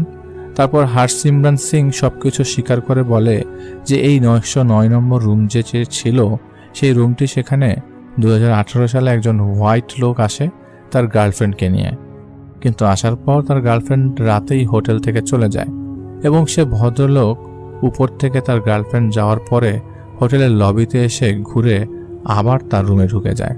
তার পরের দিন সকালে যখন রুম অ্যাটেন্ডেন্ট যায় তার রুমে ব্রেকফাস্ট দেওয়ার জন্য, গিয়ে দেখে দরজার মধ্যে ডু নট ডিস্টার্ব সাইনটা দেওয়া। তো রুম অ্যাটেন্ডেন্ট দরজার সামনে খাবার রেখে চলে যায়। আবারও যখন দুপুরবেলা লাঞ্চ দিতে আসে দেখে যে ব্রেকফাস্ট যে সকালে দেওয়া হয়েছিল সেটা সেই জায়গায় পড়ে আছে এবং দরজার সামনে আবারও সেই ডু নট ডিস্টার্ব সাইনটা দেওয়া। সেম একইভাবে যখন রাতের খাবার দিতে আসে রুম অ্যাটেন্ডেন্ট দেখে ব্রেকফাস্ট লাঞ্চ সব কিছুই দরজার সামনে পড়ে আছে। তারপর তার বিষয়টা অস্বাভাবিক লাগে এবং রুম অ্যাটেন্ডেন্ট হারসিমান সিং ওই বিষয়টি তাকে জানানো হয়। তারপর হারসিমান সিং চাবি নিয়ে 909 নম্বর রুমের দরজা খুলতেই দেখে সোফার মধ্যে হোয়াইট মাঝবয়সী লোকটির গলা কাটা মৃতদেহ পড়ে আছে। লাশটা ফুলে ফেপে উঠেছে এবং বিশ্রী দুর্গন্ধ আসছে। সাথে সাথে পুলিশকে বিষয়টি জানানো হয়। পুলিশ আসে ও লাশটা পরে নিয়ে যায়। পরবর্তীতে জানা যায় এটা একটা সুইসাইড ছিল। এরপর প্রায় 4 মাস রুমটি বন্ধ করে রাখা হয়। পরবর্তীতে যখন আবারও খোলা হয় তখন তারেকের সাথে যা ঘটে সেম ঘটনাটা আরেকটা পাঞ্জাবি মেয়ে দালমিত করের সাথে ঘটে। সে সাথে সাথে চাকরি রেখে চলে যায়। মূলত এই ঘটনা হারসিমরান সিং এবং হোটেলের সিনিয়র কর্মচারী ছাড়া আসলে কেউ জানত না। তার কারণ যারা এই হোটেলে কাজ করতে আসে, হাউসকিপিং বা রুম অ্যাটেন্ডেন্ট অথবা কোঅর্ডিনেটর যাই বলা হয় না কেন, সবাই মূলত পড়াশোনা শেষ করে ইন্টার্নশিপ বা কোঅপ করতেই আসে এই হোটেলে। সুতরাং প্রতিনিয়ত নতুন নতুন ব্যাচ আসে, যার ফলে ওই 909 নম্বর রুম নিয়ে কারো কোনো আইডিয়া থাকে না। এই ঘটনার পর আমার ফ্রেন্ড তারেক ভীষণভাবে অসুস্থ হয়ে যায়। প্রায় 2 সপ্তাহ জ্বর থাকে এবং সে জ্বর ছাড়ার পরপরই জবটিও ছেড়ে দেয়। এটা ছিল তারেকের একটি ঘটনা এবং নাইমুল হুদা ভাইয়ের একটি ঘটনা আমরা শেয়ার করে ফেললাম।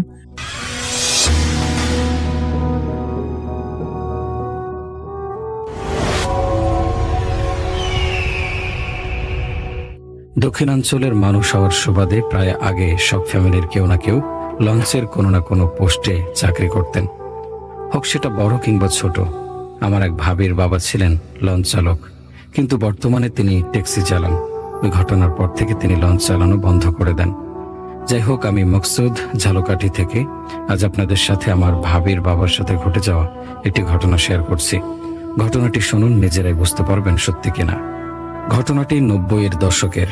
তিনি ঢাকা টু বরিশাল রোডে লঞ্চ চালাতেন। একদিন তিনি লঞ্চ নিয়ে বরিশাল থেকে ঢাকায় আসছিলেন, কারণ তিনি ঢাকা থেকে যাত্রী নিয়ে বরিশাল যাবেন।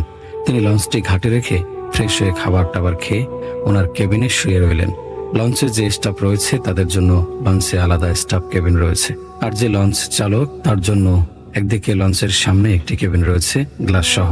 কিছুক্ষণ পরে একজন লোক এসে ওনাকে ডাকলেন এবং লোকটি ওনাকে বললেন একটি লাশ এই লঞ্চে করে নিয়ে যেতে হবে। তিনি তখন বললেন, দেখেন, লঞ্চ দিয়ে আমরা তো যাত্রী আনা নেয়া করি, আপনি যদি লঞ্চে লাশ নিয়ে যেতে চান তাহলে তো অনেক যাত্রী ভয় পেয়ে যাবে। লোকটি তখন বলল, আমি রিজার্ভ লঞ্চ নেব, আপনার সব টাকা আমি দেব। তিনি তখন বলল, ওকে ঠিক আছে, আমার টাকা পাইলেই হইল। লোকটিকে সে বললেন, লাশ কখন নিয়ে আসবেন? লোকটি বলল, সন্ধ্যা 6টার দিকে। লোকটি নৌকায় করে লাশটি এনে লঞ্চে উঠালেন। যখন লাশটিকে লঞ্চে উঠানো হলো, ড্রাইভার তখন খেয়াল করলেন লঞ্চটি একটু কেঁপে উঠল এবং লঞ্চটি যখন যাত্রা শুরু করলো লঞ্চটি স্বাভাবিকের থেকে একটু আস্তে আস্তে চলছে। ড্রাইভার বিষয়গুলিকে স্বাভাবিকভাবে নিলেন। আসল ঘটনা শুরু হয় 11টার পর থেকে। যথারীতি লঞ্চ চলছে। বলে রাখা ভালো, তার স্মোক করার অভ্যাস ছিল, তাই তিনি সিগারেট খাচ্ছিলেন আর লঞ্চ চালাচ্ছিল। তখন তিনি একটা বিষয় খেয়াল করেন, আপনারা যারা লঞ্চে উঠেছেন তারা জানেন লঞ্চের পাশে অনেক আলো এবং অন্যান্য লঞ্চ যে যায় সেটারও অনেক লাইট থাকে, কিন্তু সে দেখলো তার আশপাশটা হঠাৎ অন্ধকার হয়ে গেল। তার ড্রাইভিং রুমে ছিল একটি জানালা। তিনি জানালা খুললেন এবং বাইরে তাকালেন। তিনি দেখলেন বাহিরেও সম্পূর্ণ অন্ধকার, কিছুই দেখতে পাচ্ছেন না তিনি। কিন্তু এত অন্ধকার হওয়ার কোনো সম্ভাবনাই ছিল না, কারণ রাতটা ছিল চাঁদনি রাত। তিনি আরো একটা বিষয় খেয়াল করলেন, তার আশেপাশে কোনো নৌকা ট্রলার নেই। তিনি মনে মনে ভাবলেন, অন্যদিন তো অনেক নৌকা, অনেক লাইট আলো থাকে, আজ এমন কেন হচ্ছে? তখন তিনি তার লঞ্চের সার্চ লাইটটা অন করলেন, যেটি বেশি অন্ধকারের সময় অন করা হয়। কিন্তু তিনি এতে অবাক হলেন, কারণ সার্চ লাইটটা দিয়েও কিছু দেখা যাচ্ছে না। এত অন্ধকার ছিল। হঠাৎ তিনি শুনতে পায় বাইরে অনেক কোলাহল, তাই তিনি তার রুমের দরজা খুলে বাইরে তাকালেন। আর যে দেখলেন তিনি তা দেখেই পুরাই জমে গেলেন।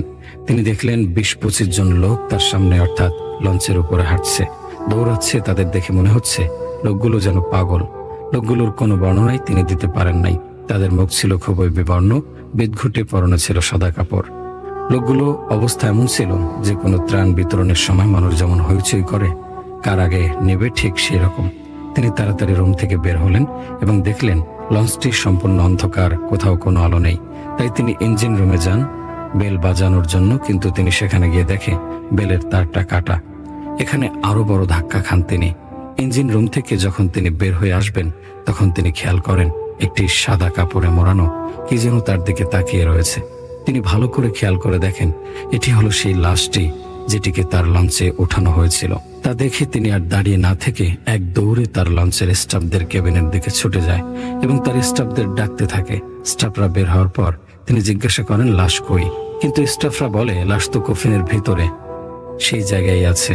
সবাইকে নিয়ে তিনি লাশের কাছে যান, গিয়ে দেখেন সবই ঠিক আছে, আলো জ্বলছে, কোথাও কোনো কোলাহল নেই। তবে তিনি একটা বিষয় খেয়াল করেন, সেটা হলো রাত প্রায় 3টা বাজে আর লঞ্চটিও অলরেডি পদ্মা পার হয়ে গেছে।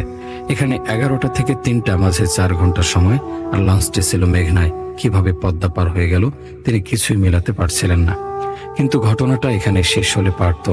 লঞ্চ যথারীতি এগিয়ে যাচ্ছে, হঠাৎ ভোলার কাছাকাছি এসে লঞ্চটি থেমে যায়। তিনি খেয়াল করে দেখেন লঞ্চটি একটি চরের মধ্যে আটকিয়ে গেছে, কিন্তু এটা মোটেও সম্ভব ছিল না, কারণ তখন ছিল ভরা বর্ষা আর নদীতে পানি থই থই করছিল। লঞ্চ চরে আটকায় শীতকালে, যখন অনেক বেশি কুয়াশা থাকে তখন। তিনি এবার আরো বেশি অবাক হয়। ঠিক তখনই তিনি শুনতে পায় তার একজন কুড়ু তাকে ডাকছে। তিনি বের হন এবং দেখেন লাস্টে যে লোকটি নিয়ে আসছিল সেই লোকটি কান্না করতেছে। তিনি তার কাছে যান এবং তাকে জিজ্ঞাসা করেন কাঁদেন কেন। লোকটি বলে লাশ নাই। তিনি অবাক হয়ে যান। তিনিও গিয়ে দেখে সত্যিই লাশ নাই, কফিনটা খোলা অবস্থায় পড়ে আছে। তখন তিনি বলেন কি আজব, লাশ কই গেল? মাঝ নদীর মধ্যে তো কেউ লঞ্চে চুরি করতে আসবে না, আর এটা সম্ভব না। কিন্তু লাশ নেই তো নেই, সম্পূর্ণ গায়েব। তখন তিনি লোকটিকে জিজ্ঞাসা করেন কি হয়েছিল। লোকটি বলে লঞ্চটি যখন থেমে গেছিল আমি তখন দেখতে যাই সমস্যাটা কি হয়েছে। আমি লঞ্চের পাশ থেকে যখন দেখতে লাগলাম ঘটনা কি হচ্ছিল, তখন দেখি লঞ্চটি চলতে শুরু করলো, আর হঠাৎ একটি বিকট শব্দে লাশের কফিনটা খুলে গেল। আমি তৎক্ষণাৎ কফিনটার কাছে ছুটে গেলাম, গিয়ে দেখি কফিনে লাশ নেই। এই ঘটনা শোনার পর তারা সবাই খুব অবাক হয়ে যায়।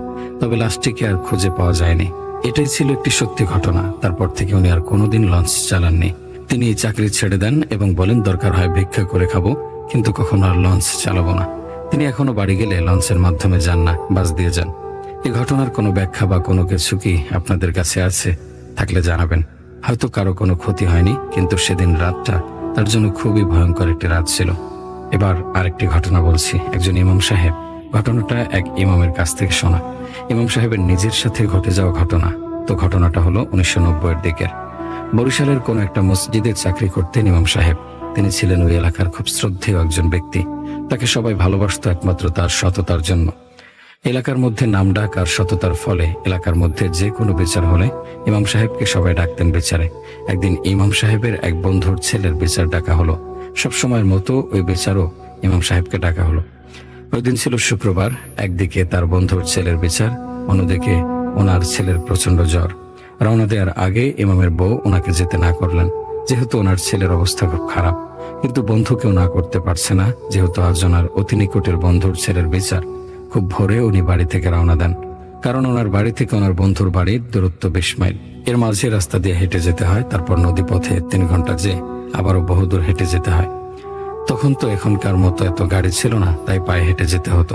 তো ইমাম সাহেব যথাসময়ে রওনা দিয়ে যথাসময়ে বন্ধুর বাড়িতে গিয়ে উপস্থিত হলেন। ওনার বন্ধুর বিচার শেষ হতে হতে প্রায় সন্ধ্যা হয়ে গেল। বিচারের আগে ওনার বন্ধুকে বলেছিল ওনাকে বিচারের পরে পর্যন্ত আগিয়ে দিয়ে আসতে, কিন্তু বিচারের পরে কোনো একটা কারণে ওনার বন্ধু ওখান থেকে অন্য কোথাও চলে যায়। ইমাম সাহেব চিন্তা করেন বন্ধু যখন নেই তখন তো একাই যেতে হবে, তাই উনি দেরি না করে তখনই রওনা দেন। প্রায় 2 ঘন্টা ধরে উনি হাঁটার পর এশার আজান শুনতে পেলেন, কিন্তু কোথা থেকে আজানটা আসছে সেটা উনি বুঝতে পারছেন না, যেহেতু চারদিকে অন্ধকার। এতক্ষণ উনি অন্ধকারে হাঁটছিলেন। আনফর্চুনেটলি বাড়ি থেকে উনি টর্চ আনতে ভুলে গিয়েছিলেন। আজান শোনার পর উনি সিদ্ধান্ত নেন নামাজ না পড়ে উনি আর সামনে এগোবে না। তাই উনি আশেপাশে মসজিদ খুঁজতে লাগলেন। রাস্তাটা নির্জন হওয়ায় ওখান দিয়ে খুব কম মানুষ চলাচল করে, তাই তিনি এমন কাউকে পাচ্ছেন না যাকে আশেপাশের মসজিদ সম্পর্কে জিজ্ঞাসা করতে পারেন। তাছাড়া আশেপাশে তেমন কোনো বাড়ি ঘরও নেই। তো উনি হঠাৎ সামনে একজন লোককে আসতে দেখলেন। ওই লোকটার বর্ণনা এমন, লোকটার হাইট 6 ফুট আর পুরো শরীর কালো কাপড়ে ঢাকা। ইমাম সাহেব ওই লোকটাকে মসজিদ সম্পর্কে জিজ্ঞাসা করলে ওই লোকটা একটা রাস্তা দেখিয়ে দেন। ইমাম সাহেব কোনো রকম চিন্তা না করেই লোকটার দেখিয়ে দেওয়া রাস্তাটা দিয়ে সামনে যেতে থাকলেন। তো একটা পর্যায়ে উনি আজানের আওয়াজটা শুনতে পান। এবার ইমাম সাহেব বুঝতে পারলেন লোকটা তাকে ভুল পথ দেখিয়েছেন।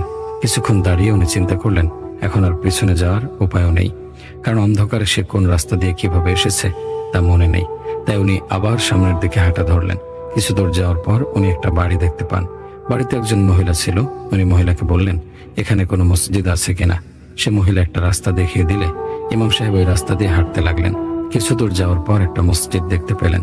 ওনার ভাষায়, এমন মসজিদ, এত সুন্দর মসজিদ আমার সারা জীবনে কখনো দেখিনি। উনি মসজিদের সামনে দাঁড়িয়ে চিন্তা করেন এখানে এত সুন্দর মসজিদ আছে, তা তো কেউ আমাকে বলেনি। কিছুক্ষণ চিন্তা করে ইমাম সাহেব মসজিদের ভেতরে গেলেন। ওনার মতে মসজিদের মধ্যে এত সুঘ্রাণ আর এত আরাম যা কখনো উনি দেখেননি। মসজিদের ভেতর ঢুকতেই ওনার সকল ক্লান্তি দূর হয়ে গেল। কিছুক্ষণ বিশ্রাম নিয়ে উনি সুন্নাত নামাজ পড়েন। সুন্নাত শেষ করার পর উনি দেখলেন মসজিদে মুয়াজ্জিন ছাড়া আর কেউ নেই। যেহেতু উনি একা, তাই তিনি ফরজ নামাজ পড়ার জন্য উঠে দাঁড়ালেন। আর তখনই ওনাকে অবাক করে দলে দলে লোক মসজিদে ঢুকতে লাগলো। উনি লক্ষ্য করলেন সবার চেহারা এক, আর সবার মাথা থেকে পা পর্যন্ত সাদা কাপড়ে ঢাকা। আর উনি একটু অবাক হলেন, কারণ গ্রামের মসজিদে সাধারণত এত লোকজন হয় না এশারের সময়। সবার সাথে উনিও দাঁড়ালেন নামাজ পড়ার জন্য। তখন ওই লোকগুলো ওনাকে হাতের ইশারায় বললেন নামাজ পড়ানোর জন্য। উনি চিন্তা করলেন আমার সাথে যা ঘটছে তা মোটেও সাধারণ কিছু না। এখন যদি উনি ওই লোকদের বিরুদ্ধে যায় তাহলে ওনার ক্ষতি হতে পারে। তাই উনি নামাজ পড়াতে গেলেন। নামাজ শেষ করার পর উনি আক্ষেপ করতে লাগলেন আমি নামাজ কেন শেষ করলাম, কারণ ওই মসজিদে এত আরাম আর শান্তি যে ওনার ওখান থেকে বেরোতে মন চাচ্ছে না। কিন্তু মন পড়ে রয়েছে বাড়িতে, কেননা ওনার ছেলের অসুখ। যে করেই হোক ওনাকে আজ বাড়ি পৌঁছাতে হবে। তো উনি যখন মসজিদ থেকে বের হবেন এমন সময় ওই লোকগুলো ওনাকে চেপে ধরলেন খেয়ে যাওয়ার জন্য। উনি আর দ্বিমত করেননি, কারণ উনি বুঝতে পারেন ওনার সাথে অলৌকিক কিছু হচ্ছে। ওনার সামনে অনেক ফল দেয়া হলো। উনি খেলেন। ওনার মতে আমি এত স্বাদের ফল জীবনে আর কখনো খাইনি। খাওয়া দাওয়া শেষ করে উনি আবার বাড়ির পথে রওনা দিলেন। একটা সময় উনি নদীর কাছে গিয়ে পৌঁছান। তখন গভীর রাত, আশেপাশে কোনো নৌকা দেখতে পেলেন না। তিনি জোরে দুবার চিৎকার করে বললেন কেউ আছে কিনা। যখন তিনি কোনো শব্দ পেলেন না তখন ওনার মাথার পাগড়িটা বিছিয়ে তার উপর বসলেন। উনি সিদ্ধান্ত নিলেন ফজরের আজান না হওয়া পর্যন্ত উনি এখান থেকে নড়বেন না। এভাবে অনেকক্ষণ বসে থাকার পর উনি একদল মানুষকে নদীর ঘাটের দিকে আসতে দেখেন। একটু কাছে আসার পর উনি দেখেন এই লোকগুলো ওই লোকগুলো যাদের সাথে তিনি নামাজ পড়েছিলেন। এবার ওই লোকগুলোর সাথে একটা লাশ রয়েছে। তো ইমাম সাহেব কিছু সূরা পড়েন যাতে লোকগুলো ওনার কোনো ধরনের ক্ষতি করতে না পারে। লোকগুলো কাছে আসলে উনি জিজ্ঞাসা করলেন আপনারা কোথায় যাবেন। লোকগুলো কোনো কথা বলে না। উনি আবার জিজ্ঞাসা করেন আপনারা কোথায় যাবেন। এভাবে 3 বার জিজ্ঞাসা করার পর ওনাদের মধ্য থেকে একজন বলে আমরা আপনাদের বাসায় যাব। তো ইমাম সাহেব বলেন আমার বাসায় যাবেন ভালো কথা, কিন্তু এই লাশটা কার। তখন লোকগুলো বলে এটা আপনার ছেলের লাশ, আপনি আমাদের সাথে চলেন। একথা শোনার পর ইমাম সাহেব কিছুটা ভয় পায় এবং বলেন দেখুন আমি আপনাদের কোনো ক্ষতি করিনি, আপনারা আপনাদের রাস্তায় যান, আমাকে আমার মতো থাকতে দেন। একথা শোনার পর লোকগুলো নদীর পানিতে ডুব দিয়ে কোথাও যেন চলে গেল। এরপর ফজরের আজান হলে ইমামের পরিচিত একজন মাঝি আসে ইমাম সাহেবকে নিয়ে যেতে। 3 ঘন্টা নদী পথে যাওয়ার পর উনি যখন ওনার বাড়ির কাছাকাছি আসলেন তখন দেখেন এলাকার মানুষজন এসে ওনাকে সান্ত্বনা দিচ্ছেন। উনি চিন্তা করলেন সবাই আমাকে সান্ত্বনা দিচ্ছে কেন, নিশ্চয় বাড়িতে কিছু একটা হয়েছে। উনি যখন বাড়িতে পৌঁছেন তখন দেখেন ওনার উঠানে লোকজন ভিড় করে দাঁড়িয়ে আছে। উনি ভিড় ঠেলে ভেতরে ঢুকে দেখলেন ওনার ছেলেকে উঠানে শুয়ে রাখা হয়েছে। উনি দেখলেন ওনার ছেলের লাশ ফোলা ফাফা। উনি চিন্তা করলেন আমি তো জ্বর দেখে গিয়েছিলাম, জ্বর তো এমন হওয়ার কথা নয়। ওনার স্ত্রীকে কথাটা জিজ্ঞেস করলেন। ওনার স্ত্রী বললেন আজ ফজরের সময় ওনার ছেলের জ্বর এতই বেড়ে গিয়েছিল যে ওনার ছেলে পাগল হয়ে পুকুরেতে গিয়ে ঝাঁপ দেয়। অনেক খোঁজাখুঁজির পরও ওনার ছেলেকে পুকুরে পাওয়া যায়নি। একটা সময় ওনার ছেলের লাশ নিজে থেকে ভেসে ওঠে। এই ঘটনার পর ইমাম সাহেবের মাথায় কিছু আসছিল না, শুধু একটা আক্ষেপ থাকে যে সে যদি ওনাদের সাথে যেত তাহলে হয়তো আজ তার ছেলেকে এই অবস্থায় দেখতে হতো না। ঘটনাটি খুবই আশ্চর্যজনক এবং রহস্যময় একটি ঘটনা, যার ব্যাখ্যা পাওয়া এবং দেয়া খুবই মুশকিল। আরেকটি ঘটনা যেটা আমার বন্ধুর কাছ থেকে শোনা। মাগরিবের পরের সন্ধ্যা, চারিদিকে আলো ধীরে ধীরে মিলিয়ে যাচ্ছে কোথায় যেন। যেন চাঁদ তার কিরণ চারদিকে ছড়িয়ে দিতে পারে। রমজানের পবিত্রতা ছড়িয়ে রয়েছে চারদিকে। গ্রামের 2-3টি চায়ের টঙ্গে ভিড় জমেছে, কেউ দাঁড়িয়ে কেউ বসে, প্রায় সবাই উঠতি বয়সের তরুণ ও যুবক। তাদের মাঝে আমিও ছিলাম, তবে আমার উদ্দেশ্য ছিল তাদের থেকে সম্পূর্ণ ভিন্ন। তারা সবাই অপেক্ষায় রয়েছে ক্যারাম বোর্ডের দোকানের জন্য। আজ সে কেন জানে প্রচন্ড দেরি করছে আসতে। সব ক্যারাম বোর্ড আসক্তই এখন টাকা লাগিয়ে ইচ্ছামতো খেলতে এসেছে। এখন আয় রোজগার করে দিনের বেলা সবগুলো ভালো হয়ে যাবে। আমি চায়ের কাপ হাতে নিয়ে বসে আছি। আমার মূল উদ্দেশ্য ছিল শুধু চা খাওয়া, যা আমি খাচ্ছিও বটে। সব টঙ্গেই দাঁড়িয়ে আছে 2টি মাঝারি সাইজের পুকুরের পাশে। টঙ্গলারা যার যার মতো চা পান বানিয়ে রাখছে তাদের মূল ক্রেতাদের জন্য। ধীরে ধীরে পুরো টং গ্রামের মুরব্বীদের দিয়ে ভরে যায়। তারা সবাই তরুণ যুবকদের শাসন করার চেষ্টা করছে, কিন্তু তেমন কোনো ফল হয় না। সঙ্গে সেই জোয়ারের দোকানিকেও ইচ্ছামতো গ্রাম্য ভাষায় গালিগালাজ করছে। সবকিছু স্বাভাবিকভাবে চলছিল। হঠাৎ জোয়ারি দোকানের ভাই চিৎকার করতে করতে টঙের দিকে ছুটে আসতে লাগলো। ওরে ওরে, নিয়ে গেছে রে, নিয়ে গেছে রে, তারা উড়াইয়া নিয়ে গেছে। তার চিল্লাচিল্লির মাঝে সকলে তাকে শান্ত করার চেষ্টা করতে লাগলো। কেউ পানি দিচ্ছে, কেউ চা, কেউ কেউ তো মজার চলে মুখে পানও ঢুকিয়ে দিচ্ছে। জোয়ারি দোকানের ভাই শুধু হাঁপাচ্ছে আর হাঁপাচ্ছে, সঙ্গে মুরব্বীরা জোরদার চেষ্টা করছে। হঠাৎ মেম্বার মশাই এসে সবাইকে থামালেন, তারপর জিজ্ঞেস করলেন কি হয়েছে। আমার ভাইডারে নিয়ে গেছে, বলল সে। কে নিয়ে গেছে জিজ্ঞেস করতেই সে যে কথাগুলো বলল তা শুনে সকলের আত্মারাম কেঁপে ওঠে। তারা সেই জিনরা আইসা নিয়ে গেছে, সেই জিনডি যেগুলো আগেও মানুষ ধরে নিয়ে যাইতো, বলল সে। এই কথাগুলো শুনে অনেকে আলহামদুলিল্লাহ বলতে শুরু করলো, আর অনেকের বুক ধরফর করতে লাগলো, বিশেষ করে তরুণ যুবকদের। আমি ছিলাম সবকিছুর ঊর্ধ্বে, কিছুই বুঝছিলাম না, তাই পরিস্থিতি শান্ত হওয়ার অপেক্ষায় ছিলাম। এশার ওয়াক্তে পুরো মসজিদ ও রাস্তা লোকজন দিয়ে ভরে গেল, কিন্তু মাগরিবের সময়ও 2 সারি লোক ছিল না। তারাবির নামাজের পরে আবারও টঙ্গে এসে একজনকে জিজ্ঞেস করতে সে আমাকে সব জানালো। গ্রামটি প্রচন্ড মুসল্লি জিন দিয়ে ভরা। বলতে গেলে গ্রামে যতই না জনবসতি রয়েছে, ততোধিক বা তার চেয়েও বেশি জিনের আস্তানা। তাই তো গ্রামের মধ্যে এত পরিত্যক্ত পুকুর, জঙ্গল, পুরনো আবাদি জমি বিদ্যমান। আগেকার দিনে গ্রামে প্রচন্ড জিন সংক্রান্ত জিনিস দেখা গেল, এখন তা তেমন হয় না। সে সময়ের জিন সংক্রান্ত ঘটনার প্রচলিত একটি ছিল মানুষ কিডন্যাপিং করা। তবে এই কিডন্যাপিং ছিল ভালোর উদ্দেশ্যেই। আজ কিছু বছর যাবৎ এটি বন্ধ ছিল ঠিকই, তবে মনে হচ্ছে তা আবার শুরু হয়েছে। জিনরা সেই সব ছেঁচড়া লোকদের ধরে নিয়ে যায় যারা পবিত্র রমজান মাস অতিক্রম করেও ঠিক হয়ে ওঠে না। এরপর রমজানের পরে আবার ছেড়ে দেয়, কিন্তু যদি তারা ভালো না হয় তবে পরের রমজানের আগে বা মধ্যে আবারও তুলে নিয়ে যায়। দেখো আজ রাতেই কতই না বুড়া গুড়া কিডন্যাপ হয়। এসব ঘটনাগুলোর উৎস কোথায় আমাদের জানা নেই, ব্যাখ্যাও আমাদের কারো কাছেই নেই। আমাদের পৃথিবীতে এমন অনেক হাজারটা বিষয় রয়েছে যার কোনো ব্যাখ্যা সত্যি আমাদের কাছে নেই। কারো কাছে থাকলে অবশ্যই জানাবেন। আজ এ পর্যন্তই। সবাই ভালো থাকবেন, সুস্থ থাকবেন। আল্লাহ হাফেজ।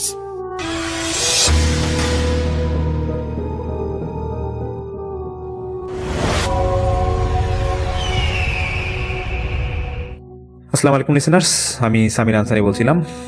তো আজকের দিনে এটা আমার আরেকটা ঘটনা, আশা করি আপনাদের এটাও ভালো লাগবে। সেখানে সপ্তাহখানিক আগে আমি একটা ভিডিও পোস্ট করি, যেটা আমার ময়মনসিংহের বাসার ছাদ থেকে দিনের বেলা ভিডিওটা করেছিলাম। আমার বাসার পাশেই নিচে যে টিন শেডের যে হাফ বিল্ডিংগুলো ছিল, এটা এক ডোমের বাসা ছিল এবং ওইটার পাশে একটা ঝোপঝাড়ের মতো ছিল এবং সামনে ছিল একটা লাশ কাটা ঘর। মূলত পুরোটা এরিয়ায় ছিল ময়মনসিংহ বয়েজ মেডিকেল হোস্টেলের ভিতরেই। তো আজকে সেই এরিয়া নিয়েই আমার আজকের এই ঘটনা। তো আমি যখন ময়মনসিংহ ছিলাম তখন এই বিল্ডিংটা মানে বাসাটায় আমার থাকা হয় প্রায় 3 বছর। বাসাটা ছিল একবার রুফটপে, ছাদে 2টা রুম নিয়ে। তো সেখানকার বাড়িওয়ালা নানা নানি যিনি যারা ছিলেন ওনারাই মূলত পুরোটা বিল্ডিং দেখাশোনা করতো, আর ওনাদের ছেলেমেয়েরা ছিল দেশের বাইরে। তো যখন আমি বাসা ছেড়ে দিব তার ঠিক 1 সপ্তাহ আগে আমি আমার স্থানীয় যারা বন্ধু বান্ধব আছে ওদের নিয়ে একদিন নিজে আড্ডা দিচ্ছিলাম বাসার নিচেই। তো একজন ফ্রেন্ড আমার বলে ওঠে যে তুই যে বাসায় থাকলি 5 তলায়, একা থাকলি আর 3 বছর, তোর ভয় লাগতো না? তাই বললাম যেটা ভয়ের কি আছে, কেন ভয়ের তো কিছু নাই। তো বলছে ভয়ের কিছু নাই মানে কি? তোর এই বিল্ডিং এর পাশেই তো যে ঘেঁষা যে এরিয়াটা বয়েজ মেডিকেল হোস্টেল, এটা তো আজ থেকে 25-30 বছর আগে লাশ কাটা ঘর ছিল, আর তুই এখানে একা থাকতেই বা কিভাবে? আমার কিছুটা কুতূহল হয়। আমি বললি যে কিরে ভাই, লাশ কাটা ঘর ছিল, আমার বাড়িওয়ালা আমার কিছু বললো না, আর আমিও থাকলাম, কই খারাপ কিছু আমি দেখি নাই। তো তখন আমার সেই ফ্রেন্ড বলতেছে, দেখ তোর বাড়ি নানি যে আছে উনি তো খুব পরেশগাঁয়ের মানুষ, উনি একসময় ওনার সাথে আমার কথা মানে ফ্রেন্ডই বলে যে ফ্রেন্ড বলতেছে যে আমি তো এখানকার স্থানীয়, আমি ওনার সাথে একবার কথা বলছিলাম, উনি আমাকে একটা স্টোরি বলছিল, তুই পারলে যা ওই নানির সাথে, তুইও তো অনেক ফ্রিলি কথাবার্তা বলিস, তো তুই যা, উনিও তোকে স্টোরি একটা বলবে, দেখ যা তুই আগে এখানে যা ওনার সাথে কথা বলিস। তাই আমি আমার ফ্রেন্ডের কথা অনুযায়ী 2-1 দিন পর বাসা ভাড়া দিতে যাব, যেহেতু আমার বাসা ছেড়ে দেওয়াই লাগবে। তো আমি বাড়ির নানিকে বলি যে নানি আমি তো কয়েকদিন পরে বাসা ছেড়ে দিব, বাসা ভাড়াটা নেন, আর আপনার সাথে কিছু কথা ছিল। তো বাড়ির নানি বলে যে ঠিক আছে নাতি আসো, ভিতরে আসো, কথা বলি। তো বাড়ির নানিকে আমি বলি যে নানি কিছু মনে করবেন না, কিছু কথা জিজ্ঞেস করি। তা আপনাদের এখানে কি পাশে কি এটাকে লাশ কাটা ঘর ছিল নাকি কোনো এক সময়? তো নানি বলতেছে যে কেন, কে বলছে তোমাকে এটা? তা আমি বলি যে স্থানীয় আমার যে ফ্রেন্ড আছে ওর নাম বলি যে ও এটা বলছে। তখন নানি বলে যে ও আচ্ছা আচ্ছা ও বলছে। তো নানি কিছুক্ষণ চুপ থাকার পর বলে যে হ্যাঁ এটা তো পাশে লাশ কাটা ঘর ছিল, এটা তো অনেক আগে ছিল, কেন কোনো সমস্যা হয়েছে? তা আমি নানিকে বলি যে নানি কোনো সমস্যা হয় নাই, কিন্তু কিছুটা অবাক লাগতেছে আমার, যে এত বছর থাকলাম আমি নিজেও জানি না পাশে লাশ কাটা ঘর ছিল আমার বিল্ডিং এর পাশেই। তো নানি হেসে হেসে বলতেছে যে তোমার যদি কোনো সমস্যা না হয়ে থাকে তো তোমার জেনে লাভ কি, পাশে কি ছিল না ছিল তো জানা তোমার দরকার নাই। তখন আমি একটু নানিকে বলি যে নানি কি কোনো ঘটনা আছে নাকি এখানে, আমার একটু বলা যাবে? তো নানি বলছে কিসের ঘটনা, কোনো বুটটুত বলতে কিছু নাই, যাও তোমার দুষ্টাইম করছে এলাকার ছেলেবেলেরা, তোমার ফ্রেন্ডরা, এখানে কোনো ঘটনা নাই। তো নানিকে অনেক বলার পর নানি আমাকে বলে যে হ্যাঁ একটা ঘটনা আছে, যেহেতু তুমি চলে যাবা, যাওয়ার আগে এটাই শুনো, বাসা ছাইড়া দাও, যেখানে থাকবো এখান থেকে আবার আসো কোন একদিন, তখন আমি বাকি স্টোরিগুলো বলবো, বাট আজকে একটাই শুনো, কারণ সবগুলা যদি স্টোরি শুনো তাহলে তুমি আজকে রাতে বাসা থাকতে পারবা না। তো আমি নানিকে বলছি নানি দেখেন আমি থাকবো আর 3-4 দিনই বাসায়, বলেন যে স্টোরি সেটা বলার বলেন। তো নানি আমাকে একটা স্টোরি শেয়ার করেন, সেটা ছিল এরকম যে আজ থেকে মানে যখন আমি ঘটনা শুনি এটা 17 সালে, তো তখন প্রায় 25-30 বছর আগে এই ময়মনসিংহ বয়েজ মেডিকেল হোস্টেল, এটা ছেলে এবং মেয়ে উভয়ই 2 সাইডে ওদের থাকার ব্যবস্থা ছিল, মানে এটাকে দিঘি আছে বড়, দিঘির ওই পারে ছেলেরা থাকতো, এই পারে মেয়েরা থাকতো। আর ঠিক যেই আমার ভিডিওটা আমার যেখানে আমার যে ভিডিওটা শেয়ার করা আছে, তো ওই দেখবেন এখানে যে ওই তো বললাম যে ভিডিও এখানে ইন্ডিকেট করা আছে কোনটা লাশ কাটা ঘর বা কোনটা ডোমের ঘর এটা ছিল। তো নানি বলে যে এখানে এলাকায় ওনাদের একটা দরবেশ টাইপের একটা লোক ছিল, মানে সে রাস্তায় সারাদিন উল্টাপাল্টা চলাফেরা করতো, কিন্তু অনেকেই বলতো তাকে, মানে অনেকেই এটা বলতো যে এই দরবেশ টাইপের লোকটা সে নাকি জিন চালান দিতে পারে, এবং সে রাস্তাঘাটে চলাচল করতো ঠিকই, কিন্তু যখন সে সন্ধ্যার পর তার বাড়িতে যেত সেই লোক নাকি জিন চালান দিয়ে অনেকের অনেক চিকিৎসা করত। তো এলাকায় একটা ছেলে ছিল তখন, ওই নানি বলে ছোট ছেলে একটা ছিল, মানে 15-20 বছর বয়সের একটা ছেলে ছিল তখন, যে ছেলেটা একটু বাউন্ডারি টাইপের ছিল, ছেলেটার নাম ছিল মনির। তো ওই ছেলেটা নাকি মানে ওর যে এলাকার বন্ধু বান্ধব যারা ছিল ওরা নাকি প্রায় সময় বাজি ধরতো এবং উল্টাপাল্টা কাজ করতো। দেখা যাচ্ছে যে কোনো বাসায় ওই গাছের থেকে আম চুরি করতেছে, বা ওই যে ডাব গাছ থেকে ডাব চুরি করতেছে, সুপারি গাছে বা করছে, মানে খুব একটু বাউন্ডারি টাইপের, মানে দুষ্ট প্রকৃতির ছেলে ছিল। তোরা নাকি মাঝে মাঝে এরকম বাজিও ধরতো, যে হ্যাঁ এক ফ্রেন্ড আরেক ফ্রেন্ডে বলতো যে তুই সুপারি গাছের উপরে যা, উঠে কতক্ষণ ঝুলে থাকতে পারোস দেখি, মানে এরকম ধরনের বাজি ওরা করতো, বাজি ধরতো ওরা। তো কোনো এক সময় ওই যে এলাকায় যে দরবেশ আছে সে অনেক অসুস্থ হয়ে পড়ে। তো অনেকেই যারা স্থানীয় ছিল ওরা বলে যে এই দরবেশ হয়তো জিন চালান দিত, হয়তো কোনো জিনের আসরে সে অসুস্থ হয়ে গেছে। তো ওই যে মনির ছিল, তো ওরা কয়েকজন বন্ধু বান্ধব মিলে ওরা সিদ্ধান্ত নেয়, ওই মনির বাসা কিন্তু ছিল ওই আমি বর্তমানে যে বাসা আমি তখন যে বাসা থাকতাম, বা ডোমের বাসাটা যে আমি ভিডিওতে দেখাইছিলাম, ডোমের বাসা ওই ঠিক এর কাছাকাছি থাকতো মনিরদের বাসা ছিল। তো মনিররা বন্ধু বান্ধব যারা ছিল ওরা নাকি কোনো এক রাতে ওরা প্ল্যান করে এবং ওরা বলে যে দেখ আগামীকাল লাশ কাটা ঘরে যে লাশটা আসবে সেই লাশটাকে যে ছুঁয়ে আসতে পারবে এবং বেশিক্ষণ ধরে লাশটাকে ধরে রাখতে পারবে, মানে হাত দিয়ে টাচ করে রাখতে পারবে, তাকে 1,000 টাকা দেওয়া হবে। এবং সেই সময় 1,000 টাকা কিন্তু অনেক বেশি, মানে এখনকার সময় বলা যায় যে প্রায় 10-15 হাজার টাকার মতো। তো এরকম মনির একটু সাহস দেখায়, ওর বন্ধু বান্ধবরা বলে যেটা কোনো ব্যাপারই না, আমি সকাল সকাল আসিস, দেখবো কোন লাশটা আগে আসবে, ওই লাশটা আমি ধরে দেখাই দিব, যা।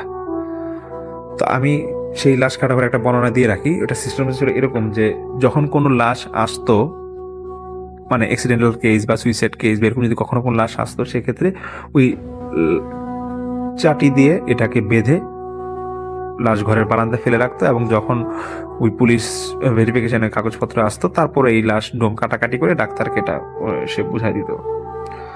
তো এই কাজগুলো হতো কি যে সকাল টাইমে বা দুপুর টাইমে লাশগুলো আসতো, এবং পুলিশ ভেরিফিকেশন হতে হতে এটা দুপুর বা সন্ধ্যার পর বা শুধু বিকেলের দিকে ওইটা হয়ে যেত আর কি, মানে কাটাকাটিটা ওই দুপুরের পরেই হতো।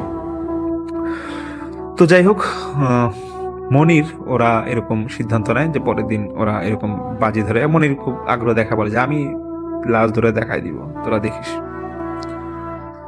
তো সেই রাতেই সেই যে দরবেশ ছিল, সেই এলাকায় যে দরবেশ ছিল, সে যে অসুস্থ হয়ে পড়ে বলেছিলাম আগে, তো সে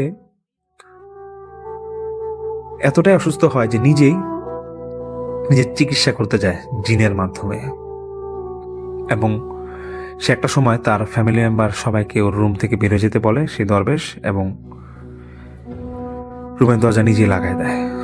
তো ওর ফ্যামিলি মেম্বাররা ভাবে যে হয়তো আমার বাবা, মানে সন্তানরা ভাবে যে হয়তো আমার বাবা তো এরকম দিন চালান দিতে পারে, হয়তো উনি নিজের চিকিৎসা নিজেই করবে, থাকুক, সময় লাগলে লাগুক, দেখি সুস্থ হোক, তা অসুস্থ হোক, তো যেটাই হোক। তো যেটা হয়, যখন ঘন্টাখানিক হয়ে যায় ওই দরবেশকে নক করার পর দরজা খুলছে না, তারা দরজা ভেঙে দেখে যে সে দরবেশ ফ্যানের মধ্যে ফাঁস দিয়ে ঝুলে আছে, মানে সে সুইসাইড করেছে। এটা এলাকায় জানাজানি হয়ে যায়, এবং পরদিন সকালে সেই লাশ কাটা ঘরের প্রথম লাশটাই থাকি দরবেশের, এবং ওই লাশ চাটি দিয়ে বিছায় লাশ ঘরের বারান্দায় ফেলে রাখা হয়। এখানে দরবেশের যে ফ্যামিলি মেম্বাররা ছিল, ওরা পুলিশ ভেরিফিকেশনের জন্য ওরা থানায় দৌড়াদৌড়ি করতে যায়। তো মোটামুটি এখানে নিরিবিলি ছিল। তো যেই ডোম লাশ কাটতো, তার একটা ছোট ছেলে ছিল। তো ওই ছেলেটা ওই যে মনির বা ওদের যে ফ্রেন্ড সার্কেল ছিল, ওদের খুব পরিচিত বা ঘনিষ্ঠ ছিল। তখন ওই মনিরের ফ্রেন্ড সার্কেল ওই ডোমের ছেলেকে বলে যে দেখ, তোর বাপ তো নাই, তোর বাপ আসলে লাশ কাটাকাটি করবে, তো আমরা একটা বাজি ধরছি যে আমাদের মনির আজকে যে লাশটা আছে এটা ধরে দেখাই দিবে। তো ওই ডোমের ছেলে বলে যে দেখ, যেটাই করবি আগে আগে করিস, কারণ আব্বা আসলে কিন্তু পরে সমস্যা হবে যদি দেখে তোরা লাশ নিয়ে কাটাকাটি করছিস। তো যেটাই হোক, মনিরের ফ্রেন্ড যারা ছিল তারা নাকি দূরেই দাঁড়ায় ছিল, এবং অনেক দূরে দাঁড়ায় ছিল, এবং মনির নাকি এরকম দৌড় দিয়ে গিয়ে সে লাশের কাছাকাছি, লাশ ঘরে লাশের কাছাকাছি যেতেই চাটিটা একটু খুলে ফেসটা দেখে লাশটাকে ধরে রাখে।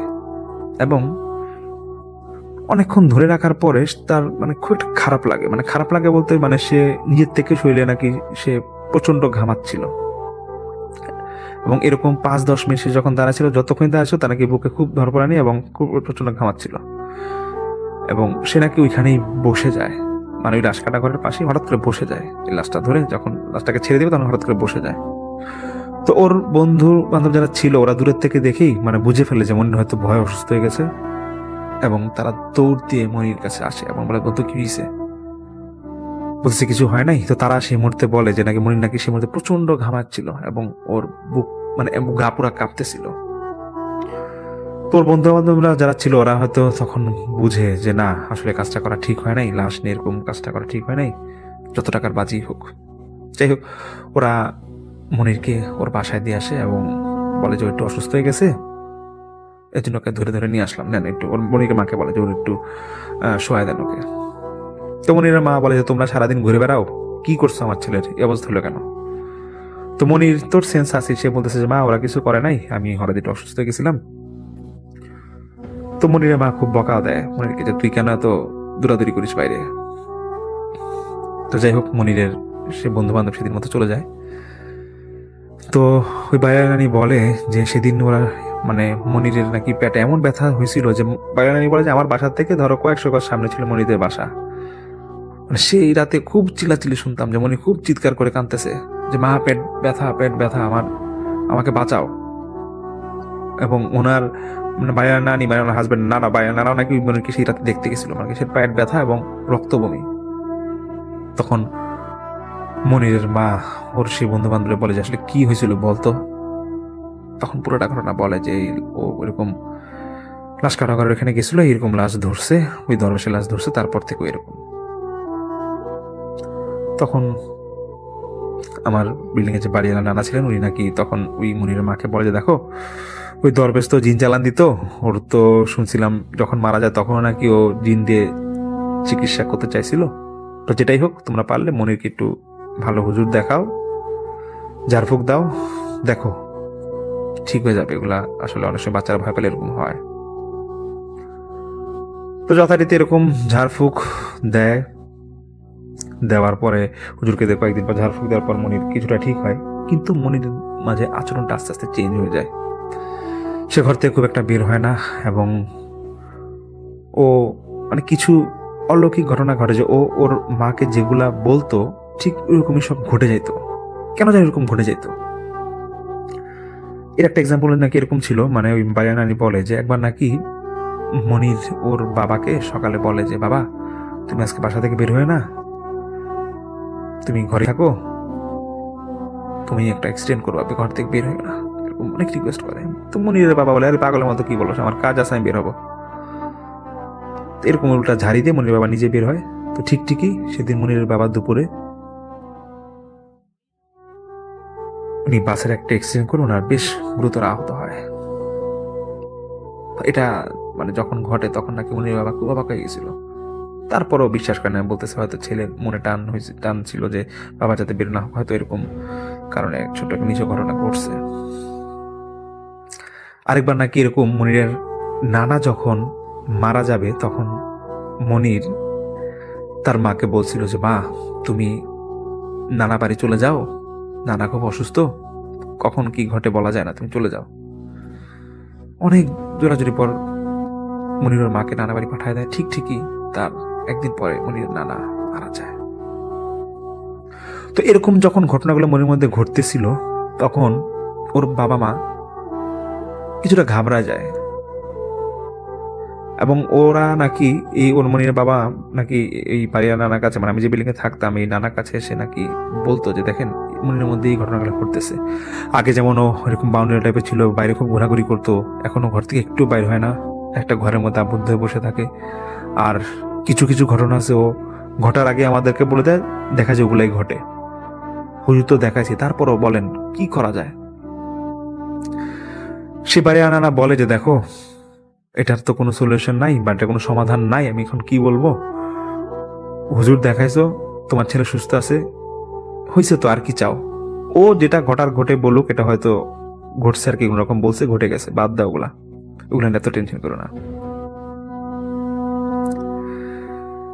তারপর এই মনির একবার নাকি ও স্বপ্ন দেখে যে ও খুব অসুস্থ এবং তার ট্রিটমেন্ট করা হচ্ছে না দেখে সে মৃত্যুর করে ঢলে পড়বে এবং সে এই জিনিসটাই হুবহু তার মাকে বলে যে মা আমার শরীরটা খুব একটা ভালো না। মানে যখন যেদিন সে স্বপ্ন দেখে তারপরের দিন তার মাকে বলে যে মা আমার শরীরটা ধরে দেখো, আমার শরীরটা খুব একটা ভালো না, জ্বর লাগতেছে, আমার হসপিটালে নিয়ে চলো। তখন মনিরের বাবা শুনে বলে যে দেখ তোর একদিন জ্বর হইলো, গতকাল রাতে জ্বর ছিল না, আজকে সকালে বলিস তুই জ্বর হয়েছে, তোর এখন হসপিটাল নিবো কেন, আগে ওষুধ খা, এমনি ঘরে ঠিক হয়ে যাবে, এগুলো নিয়ে তো টেনশন করিস না। কি কাজ করছস কয়েকদিন আগে, এই কারণে তুই ভয় পেয়ে ঘরে বসে থাকোস, ঘর বাড়ির থেকে বেরো হস না, তোর মধ্যে সব আজগুবি জিনিস ঘটতেছে, তুই এগুলো বাদ দে, সুস্থ হয়ে যাবি, তুই ওষুধ খা, সুস্থ হয়ে যাবি। বাড়িয়ানানি বলে যে দেখো সেই দিন মানে যেদিন এই ঘটনাটা ঘটে, মানে মনির যেদিন স্বপ্ন দেখে ওর মাকে পরের দিন যে ঘটনাটা বলে, সেদিনই সন্ধ্যার সময় এই জ্বরের কাঁপুনিতে মনির মারা যায়। এবং বাড়িয়ানানি বলে যে দেখো এটা ভয়ের ঘটনা কিনা জানি না, কিন্তু মানে একটা আজব একটা ঘটনা এরকম ঘটে যে ছেলেটা ওই লাশটা ধরার পরই ওর মধ্যে এরকম সব ঘটতেছে বা ঘটছিল। এটা আসলেই খুব একটা অলৌকিক ধরনের একটা ঘটনা ছিল।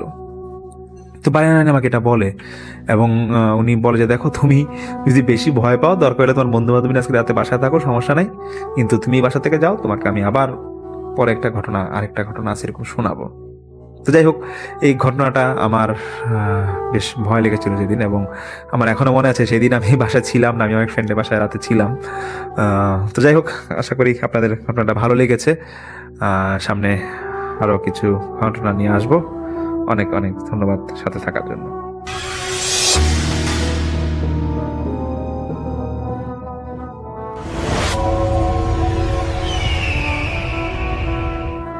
হ্যালো লিসেনার্স, হ্যালো রাসেল ভাই, আসসালামু আলাইকুম। আশা করি সবাই ভালো আছেন, ভালোর দলেই আছেন। আমার নাম রিপন, আমি লালমাট থেকে বলতেছি। আজকে যে ঘটনাটা শেয়ার করব, এই ঘটনাটা সিলেট বিভাগের সুনামগঞ্জ জেলার তাহিরপুর উপজেলার টাঙ্গুয়ারহাড় এলাকা নিয়ে। আপনারা সবাই জানেন যে টাঙ্গুয়ারহাড় অনেক পরিচিত একটা পর্যটনের স্থান। এখন অনেক মানুষ সেখানে যায় ঘুরতে। আজকে আমি সেই জায়গার একটা মানুষের ঘটনা, একটা নৌকা চালকের জীবনে ঘটে যাওয়া একটা ভয়ানক অভিজ্ঞতা আজকে আমি আপনাদের মাঝে শেয়ার করব। তো ঘটনাটা আমাকে পাঠিয়েছেন সজীব। আমি চেষ্টা করব সজীবের মতো করে ঘটনাটা আপনাদের মাঝে শেয়ার করার। তো সজীব যে আমাকে ঘটনাটা শেয়ার করেছেন, তিনি যেভাবে বলেছেন আমি সেভাবে বলছি। তো ওই ঘটনাটি ঘটেছিল একজন নৌকা চালকের জীবনের সাথে ঘটে গেছিল। সেই নৌকা চালকের নাম আসলো আব্দুল কুদ্দুস। তিনি নৌকা চালিয়ে জীবনযাপন করতেন। তখন যে সময়ে এই ঘটনাটা ঘটেছিল সে সময় তার বয়স ছিল 46 বছর। আর ঘটনাটার সময়কাল ছিল 1998 সালে। সেই সময় মানুষদেরকে তিনি সেই সময় পর্যটন এবং টাঙ্গুয়ারহাট তখনও পর্যটন এলাকা ছিল।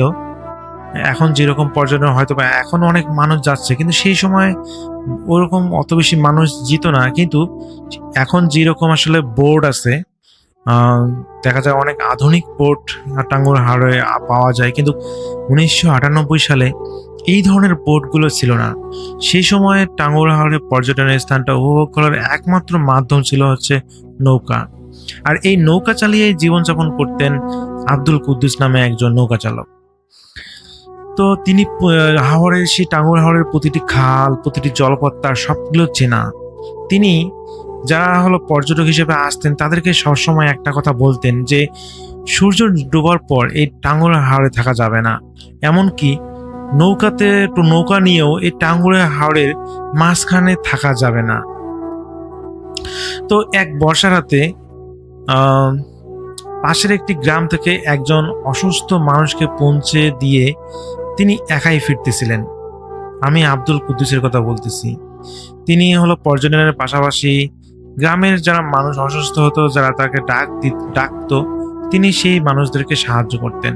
তো তিনি একজনকে পৌঁছে দিতে তার প্রায় রাত 11:30 বেজে যায়।